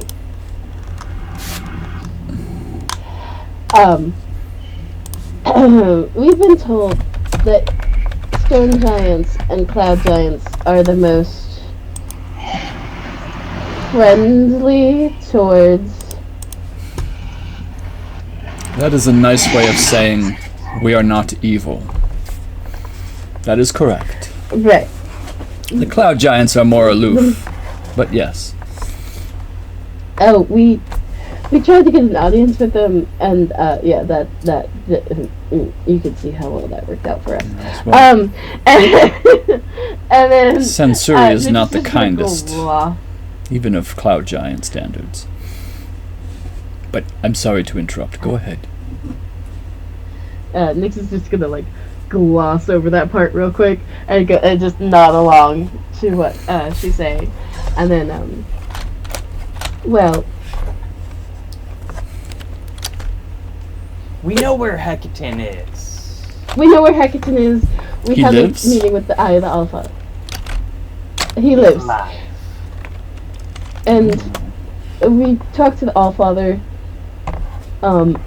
You talked to And we the may or may not- Allfather? Yes. How was this? We went to the temple, We went to. Oh. and I was able to gain an audience. And ma'am just kind of like just kind of looks at her like, put two and two together. I see. And she kind of like leans back and whispers a few things to her, finely dressed attendant here. And she kind of looks back at him, and you see him kind of like...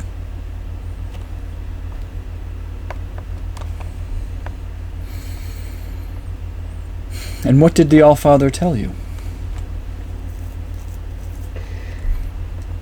That he's disappointed in one of his kin. Especially, Indeed. somebody that has betrayed their brother. A betrayal. It would have to be among the storm giants. That makes sense why he would break the ordinance. Yes. I see. I And so see. if we can get to the Maelstrom and talk to the one who sits on the throne and give some evidence, we think we can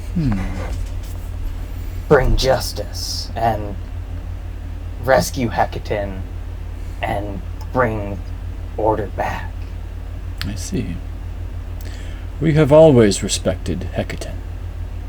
He took control of the giants many centuries ago via force, but he has been a just ruler. I would like to see him rethroned. Much better than any of the other giants taking control. I worry though that you won't have what it takes to see this through. We have evidence, and we have been told that if we Michael. Yeah, we're getting some feedback from you, Michael. Yeah. I muted. You're good. Okay. So you're good.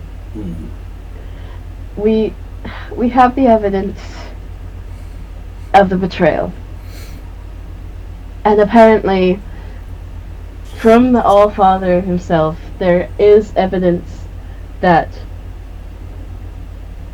Sistra has, but it's not enough to condemn the person. But this evidence that we got will prove to her what happened. The issue is we're small folk, and even though we're the folk band and we have gone against many foe, Hecatan is held by a kraken. And the kraken and Ebondeath are friends. And they have put a type of spell that we are not powerful enough to break, nor powerful enough to go against both of them at the same time.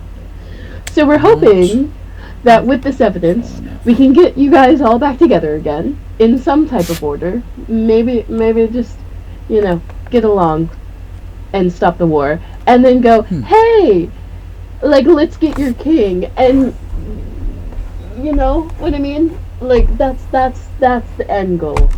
Because as much as we would love to say that we could do it all by ourselves, it's a kraken and a dragon lich.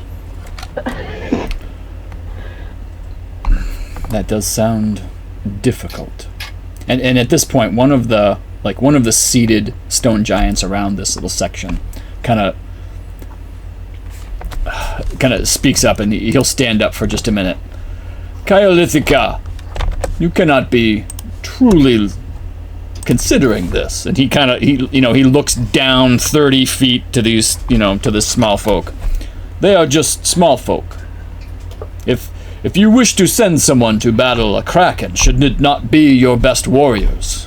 Why these folk? What do they have that we do not? I mean, we would love to fight together. That's yeah. the thing. If you We would love weren't to listening, Nyx kind of was just saying, alliance, helping each other. Yes, but what help can we get from you? What can you do that more giants cannot do? I mean, This is a good question. How it can... is a very good question.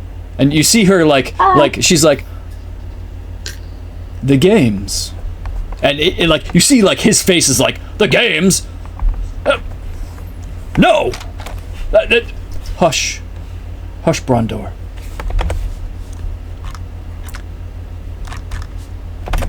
I will feel help like I you. might have opened up a I can of will worms help here. you, but first, you will win the games. If you do not, well, I don't think you will be strong enough for what lies ahead. And you see, Brondor is like, small folk have never participated in the games. I've never even known of this. Oh, is that the one that the Frost Giants did to us, where Zvazos killed that leader? Oh. I think that was like combat challenge. Some kind Yeah. of trial. That was a combat combat challenge. Maybe it's gonna be a bunch But, bunch of those in like. what Hush, are Brondor. these games? You're not actually Hush, Brondor. We do not want a war with the giants. We seek to hide here. Why not end the war? And if they think they can do it, I would see if they're strong enough. We will play the games, and they shall participate. Okay. The games will start tomorrow. Oh, shit. You are welcome to stay here for the night. You will not be accosted. In the morning, you shall participate in the games. If you win, we will help you. I shall take you to the Maelstrom. And Brondor will go with you. Ooh. Oh! And Brondor's like, what? What? And he's like, you know what? Fine. If they think they can defeat us in the games, I will escort them. Absolutely. Nyx raises their hand. Can you just tell us what the games are? Of course. Yes, tell us. Of course. Yes. That's my contribution. Every few, months in your calendar, but it is the moon cycle.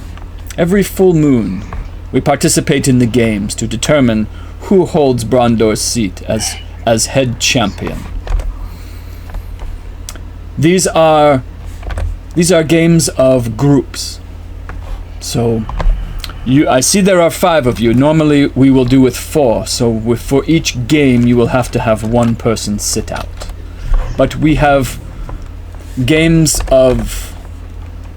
Some are games of skill, some are games of strength, some are games of artisanry. There are 10 games. You will choose 2 games. Brondor and his team will choose 2 games, and then 1 game will be chosen at random. You will play 5 games. The winner of 3 games will be determined the champion. If you are the champions, we will help you. If you are not the champions, we will meet with your town leader and sue for peace. But I can't bring you to the Maelstrom if you're not strong enough to defeat Brondar. Got it. And just to be clear on the conditions here, the help, does that include helping us go after the Kraken If when you that time comes? If you desire our help, we will. Margarine. Oh, hey. You're a little loud there, Michael. Whatever that was right into the mic. Okay. And she kind of looks over her shoulder. Do you think the stone will work? My chieftain, I imagine it would, but you would just give it to them? Would I give it to them to save King Hecaton? Yes, I would. Yes, chieftain. We have the Stone of Amul. It can absorb an enchantment, any single enchantment. It will only work once, but it might help release the enchantment that is holding King Hecaton. It is an artifact of Astoria. We have held it for centuries. But if you can use it to save King Hecaton, we will give it to you. Oh, hell yeah.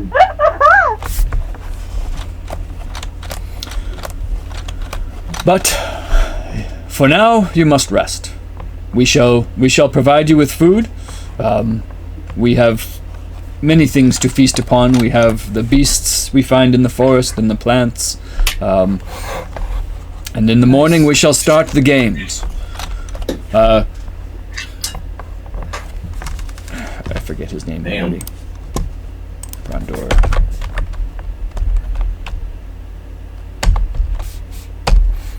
Rintrol, go with them. Explain to them the games. And give them the night to choose which games they will. And now our meeting is adjourned. We will speak no more of this night. Folkband, welcome to the Deadstone Cleft. You are guests here and will be treated as such. We do not have chambers, as you can see, but you're welcome to find anywhere here to make yourselves comfortable. I promise you will not be accosted during the night. You can rest easy. Any questions from me before Rintrol explains to you the games? Very well. I shall see you in the morning. We very much appreciate your hospitality. Thank you. You are very welcome. Yes, thank you. And she gets up and you see she kind of walks off and Rintrol's kind of shaking his head a little bit. He's like, Luxodon or not, this is very irregular. But if she wishes you to participate in the games, I will make sure you understand what they are. There are 10 games to choose from. They are Tug of War. It is a 4v4 strength check. I'm so sorry. This is quite intimidating for me. There is the Boulder Throw.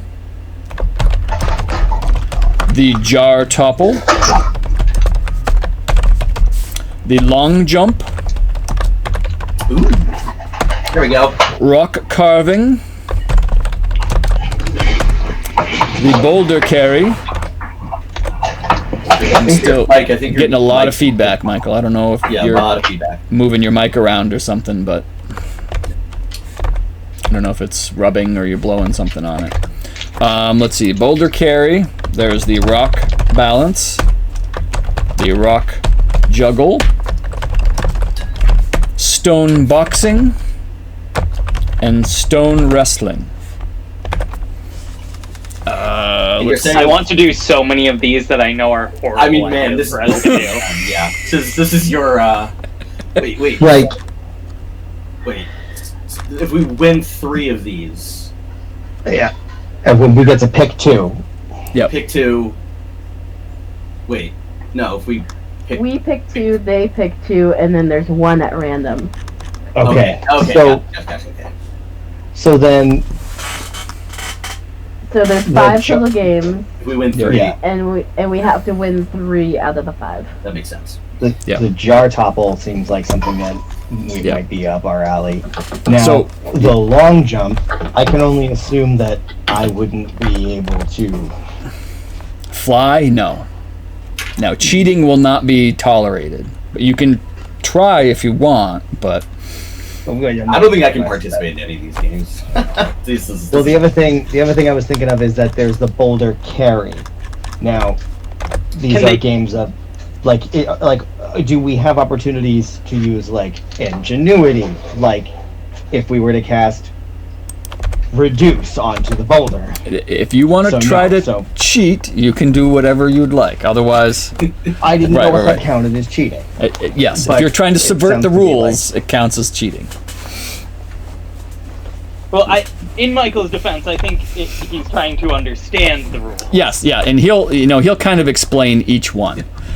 So the Tug of War is these are all 4v4. So whatever 4 folk band members you want to participate in the event, you can one has to sit out. So the Tug of War is going to be a athletics check where all 4 add their athletic check totals together, and the higher number wins. You have to win 3. Like if you win the first roll, you go +1. If you lose the next roll, it's -1, right? And you have to get to +3 to win the event. The Boulder Throw is Each person on the team gets 3 throws, and a throw is going to be an acrobatics check plus an athletics check.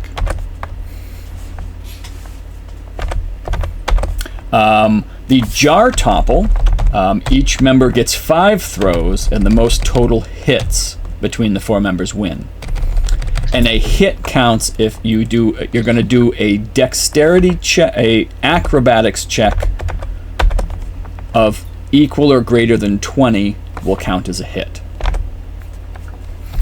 There's the long jump. Each person gets 3 jumps, and the longest jump wins. Your long jump will be your strength score plus a d10. Rock carving is going to be a mason's tool check plus a performance check. So those 2 numbers added together. Each person gets... Each member of the team. Each member does, yeah. Each member does 1. The boulder carry is you're carrying a boulder. This is like an endurance check, so it would be a athletics check plus a constitution check, number of minutes you can hold the boulder. The rock balance is you would stand on 1 foot and balance a rock on your head, which is an acrobatics check plus a constitution check. The rock juggle is you will juggle 3 rocks. The acrobatic check for juggling 3 rocks is acrobatics check DC 15. If you want to try 4 rocks, it's 18. 5 rocks is 21. 6 rocks is 24. On and on and on. And you decide at the beginning how many rocks you want to try to juggle. If you fail, it's a fail. So it's like, how many do you think you can juggle? And whoever succeeds in juggling the most rocks wins. Stone boxing is a boxing match. You will roll initiative, and it's unarmed strike. First to 30 damage wins. And then stone wrestling, you would roll initiative, and the first to 3 points wins. And you win a point by grappling and then shoving to the ground. So you'd have to successfully grapple. They would have to fail their grapple check to ungrapple, and then you'd have to win, you'll have to win another, like, basically you'd have to go +2 grapple checks against them. And I will at some point put all of this in a note that you can read and respond to. Cool. Actually, I think I can just do that. So, in terms of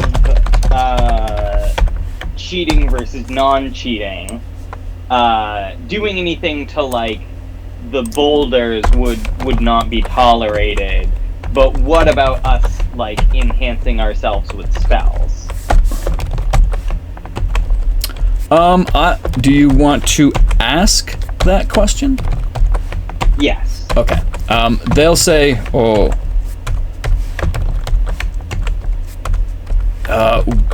we do not allow magical assistance. If you have something that makes you better, then good for you. But we do not allow magical assistance. So is okay, that so like items are okay? Yeah, Like- if you have an item that makes you better at something, great. If you're wearing it, yeah. But like, you can't cast guidance on yourself. You can't cast, Oh, like something like that. But like, that's something. But could, say, Ma'am use Giant's Might? Or could Bark use Rage? yes, if they're features and not Basically, they magical just- effects. Right, so basically just not outwardly casting spells. Correct. Is Yeah. essentially. Yeah. Yeah. And if you wanted to try to get away with it, you can certainly, Sure. that's an option if you so choose. Let's public this note, and there you go.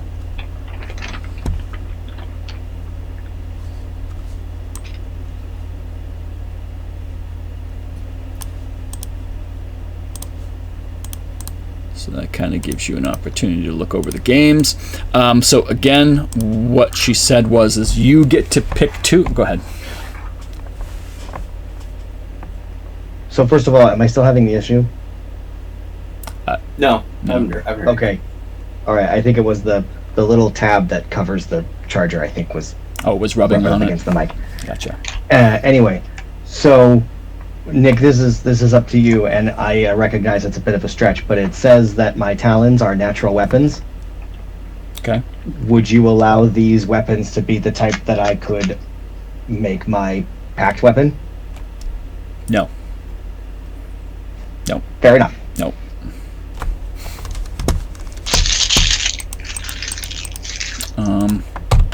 Unless there is, unless there's a precedent for that. Let me see.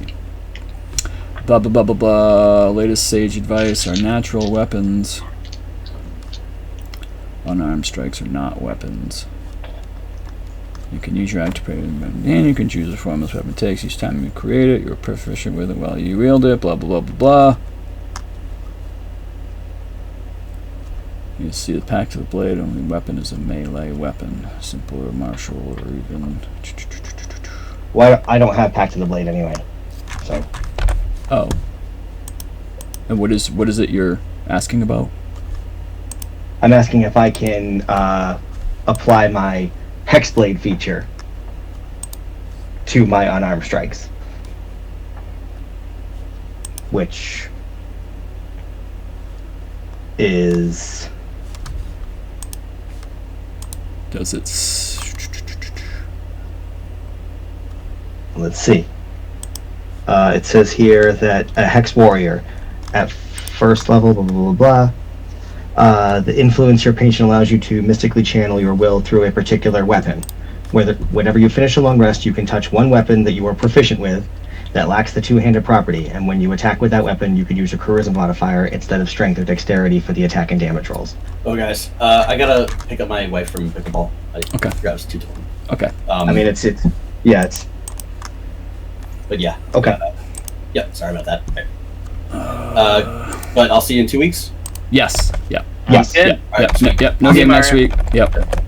Yeah, and I would say this is probably a great place to kind of end the session. You all can take the next couple of weeks to decide what games you want to play, and then hopefully we'll have everyone here and we can all kind of participate in the Awesome. Stone Giant Olympics. And I will get I'm leaning towards yes, Michael. I'm gonna read up on it to see if there's any clear-cut decision that like if there's a sage advice or something, or if Jeremy Crawford has tweeted something about it. Based on what it says, I'm inclined to say yes. They're called natural weapons, and you can, it doesn't specify any specific type of weapon, so I'm inclined to say yes, but I will give you an official ruling before we start the next session. Cool. Thank you. Awesome. I both love and appreciate you. I suppose we'll end a little bit early unless anybody wants to...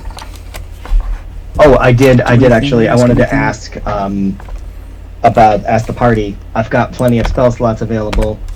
Is there anything that we would rather have stored in the ring specifically? Because I was going to cast a 3rd level bless, which is enough to bless all of us, and maybe a 2nd level, Armor of Agathis to give Amos a few extra hit points. Yeah, I think whatever Okay. you think works. Then I'll do that, Nick, before we rest. Let's cast those spells into the ring. A 3rd level bless and a 2nd level Armor of Agathis. Yes. Okie dokie. Yeah. All right. Alrighty. Anything else? I mean, I no, I'm don't have working. anything else. No. Go ahead, Michael. I was just gonna say, Nick, whatever you decide between now and then, I'd need unarmed strikes programmed into my weapons. Okay. Yep. Will do. a real quick little roleplay thing, if y'all are okay with it. I've been meaning to. I haven't had a moment to do this since we last leveled up. But I'm gonna take a moment before. Can I pause you for 1 second? I gotta run. I'll be right back. Oh yeah. Sorry, I want to hear this too. No. We're paused.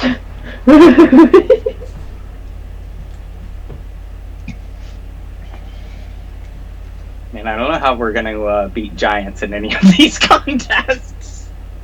Well, if Nick rules for me, then my talents will be at a plus 12, doing 1d4 plus 7. Okay. And I mean, we have my monk things if we do boxing, and then I have a plus 11 to acrobatics, so anything with acrobatics, I'm alright Yeah, with. and I mean, Nyx will almost certainly win their boxing match because that's Yeah. because you're talking about and You could win in one and they- turn. Really. yeah, in one turn they can attack 3 times 4 if they use flurry of blows, which I imagine is the kind of thing that wouldn't be allowed. And I think Vark has unarmed strikes. He has claws. I think so too. Oh, and with rage, he'd be negating damage. And then, I mean, Ma'am can probably hold her own just from having high AC. She's not going to do a ton of damage, but... So that definitely seems like a good one. Well, the other thing to think about is, would Neeb's unarmed strikes do poison damage? Does he have claws? No, Because he can it only does- do it does poison specify- damage it on specifies piercing the creature attacks. with piercing damage. It's piercing damage. Yeah, So or if he's grappled. So if we did wrestling, we could put Neve in there, and then somebody would get poisoned as soon as they grappled, and then have disadvantage on ability checks. that's cute. Still going against Neeb's rather probably not super high strength, but... Yeah, I mean, Yeah. That's true. Yeah. my strength is 0. Oh, So- yeah, I guess that we have to choose 4 of us anyways for these. I don't want to keep us too long, so I just want to do my little thing real quick before we rest. Ma'am's gonna settle down and she's gonna pull out some clay and stuff and just kind of start working it and spend an hour kind of working this clay. Puts in some ash and some mandrake root, and then at the end she pulls out the dagger that she's attached the jewels that Nyx got for her, and she slices her hand and drips blood over this. And I think I actually have to take some damage, but I don't think it matters because You're about to take a long rest anyway. Yeah. Yeah. Yeah. But I would take 2d4 piercing damage, and I drip the blood over it, and then I cast Create Homunculus to have a Homunculus? little secondary clay familiar. What? And it looks like it basically looks like a little clay version of Bubble. And it kind of comes to life a little less like, obviously it's clay, so it's less like animated as Bubble. And Ma'am says, well, everyone, I'd like to introduce you to Rubble. Rubble! Oh my god! Rubble! That's awesome. Oh, it's H-O. That's why I can't find it. Oh, homunculus, huh? Yeah, it's basically, I looked at this spell for a long time. I was like, why is this good? It's basically just a familiar, but it gives you a second familiar that can exist at the same time, and you have infinite range telepathic communication. Ooh. So I'm almost thinking, at times I might just leave Rubble with like Varnock or something and just have a literal like Sending stone. Yeah, essentially. I mean, I don't. right. It can't communicate back. Oh. But it could at least. I mean, it's intelligent, so it could at least like give some sort of like, hey, I don't know. We can work out the finer points of it, but yeah, I've been waiting for the opportunity to have a 6th level spell at the end of the day, and there we go. Nice. All right, cool. I don't know anything about this spell, so I will learn all about that before our next session. Thank you for the 2-week notice. Yes. Well, that's awesome. Yeah, I don't think it's going to be anything crazy game changing. Like I said, it's a very utility thing. You want me to just kind of do a grayscaled picture of Bubble? Just the same picture? Do you have one? I'll send you a picture. Oh, perfect. Yeah. Okay. All right. And I'll create a little NPC for that. It looks like the stat block depends on your level when you cast it. Is that right? There's something about... or is it just the... So... Does it say? I think it should just be... the statistics of the homunculus are in the monster manual. Oh, okay. That's all it says. Oh, yeah, there it is. Okay. Yeah, I'm guessing that's not the one you made, huh? No, not quite that little guy. He's kind of cute, though. I think that does look like the right thing that I saw when I was looking it up. Awesome. Okay. Yeah. All right, that looks good. All right. So we'll get you a little homunculus. Rubble, you say his name was? Rubble, yes. Rubble. Awesome. I love it. I still love that so much. Rubble. Bubble and So Rubble. we will. Bubble and Rubble get into trouble. So 2 weeks. Each other. And then we get to play the games. Yes. In 2 weeks you will play the Stone Giant Olympics. I hate that I can't cast guidance.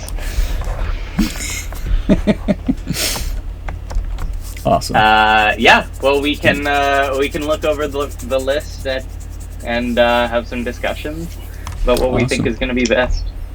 Sweet. Yeah. And for the random one, it's the Stone Giants will pick whatever two they think they can win, and then I'll roll a d6 on the remaining 6 options, and we'll figure out which one it is from there. Yeah, we'll figure. We just cross our fingers with the last one. And I guess. Go ahead. I guess one more thing I would want to double check on is, do we have to use boulders that are the same size as the ones the giants use? Is that the expectation? I mean, it doesn't matter. Like, as far as the game is concerned, it doesn't matter. The mechanics are us. The mechanics are the same. It's all right. It's your check. It's going to be your roll. Everything is about your roll. So the size, cool. right? Okay. Like, you're not going to get minuses because the boulder's too big for you or anything like that. It's just going to be your dice versus their dice. And along that same kind of train of thought, for like the long jump, would anything like Neeb's jump or like Monk like Step of the Wind be able to affect that? If you can jump farther with a special ability, then yes, that absolutely. Yep. If whatever ability gives you a number that would be higher than what this says. What you roll. Yep. So like the Boots of Mist, should I attune to those? I mean, if you disappear in a misty cloud and appear somewhere else, they might think that was magical. Never mind. Cool. Yeah. And I'll post that note like in the chat as well. So I don't know if anyone saved it already, but I'll post it there as well so you can look at it. Okay. Awesome. I was really hoping that you would make your way to the Stone Giants. I may have invented extra reasons to go to Loudwater for this. I totally made this up. This is not in any module anywhere. Oh, really? Oh my god, I can't wait. I'm so excited. But I made it up a long time, like before I gave Zwazos his special quest. I was like, well, they might go to Loudwater anyway. I'll make Zwazos' quest near there. So, Nick, I'm sorry. While we're here, I did have one more question. Yep. You had what you had said out loud, at least if I understood you right, was that the boulder carry is an athletics check plus a constitution check, and then on the rock balance, I thought you had said the same thing. No, it's one is an acrobatics check plus con, one is a athletics check plus con. So one's dex plus con, Okay. one's strength plus con. Yep. Yay. Woohoo! Well, all right. I try to get all the different Freaking skill figure it checks out. in there. We had to pause mid-session just to be like, we're walking into a death trap. Yes, yes. It's you crazy know- because if Nick gives the go-ahead for my talons to be my hexblade weapons, then like stone boxing is the one we're gonna want to pick, and that Maybe. just seems weird. Maybe. Okay. You're one person out of 4, and you're facing stone giants. Well, plus there's Nick's. Oh, that's right. Yep, With that's armor. true. Yep. Yep. I'm just. And Bart. And so- Yeah. What happens? Would Vark's if there's- damage negation count against the 30 points? Yeah. I mean, I would say yes. If he's taking less damage. So- yeah. If there's 4 of us and we do stone boxing, for example, Yep. and 2 of us win our matches and 2 of us lose, what happens then? That's a great question. Let's hope that doesn't happen. Yes. Yeah. Agreed. Otherwise, you'll probably have to. The winners face the other winners, and we get down to 2, and then whoever wins. Oh, that could be cool. Right? Oh, whoa. It becomes a tournament. Uh, If you're tied at the end of the 4 rounds, then it becomes tournament style. Oh man. This is Yeah, gonna be yeah, fun. that's what it is. But I gotta go. Cool. Yeah. All right. Really Awesome. See you. Yes, Can't 2 wait. weeks. Yeah. Very Thank you, excited. Nick. Thank Awesome. you all. Yeah. Thank you all. Thanks all. Bye. Hopefully see you in 2 weeks.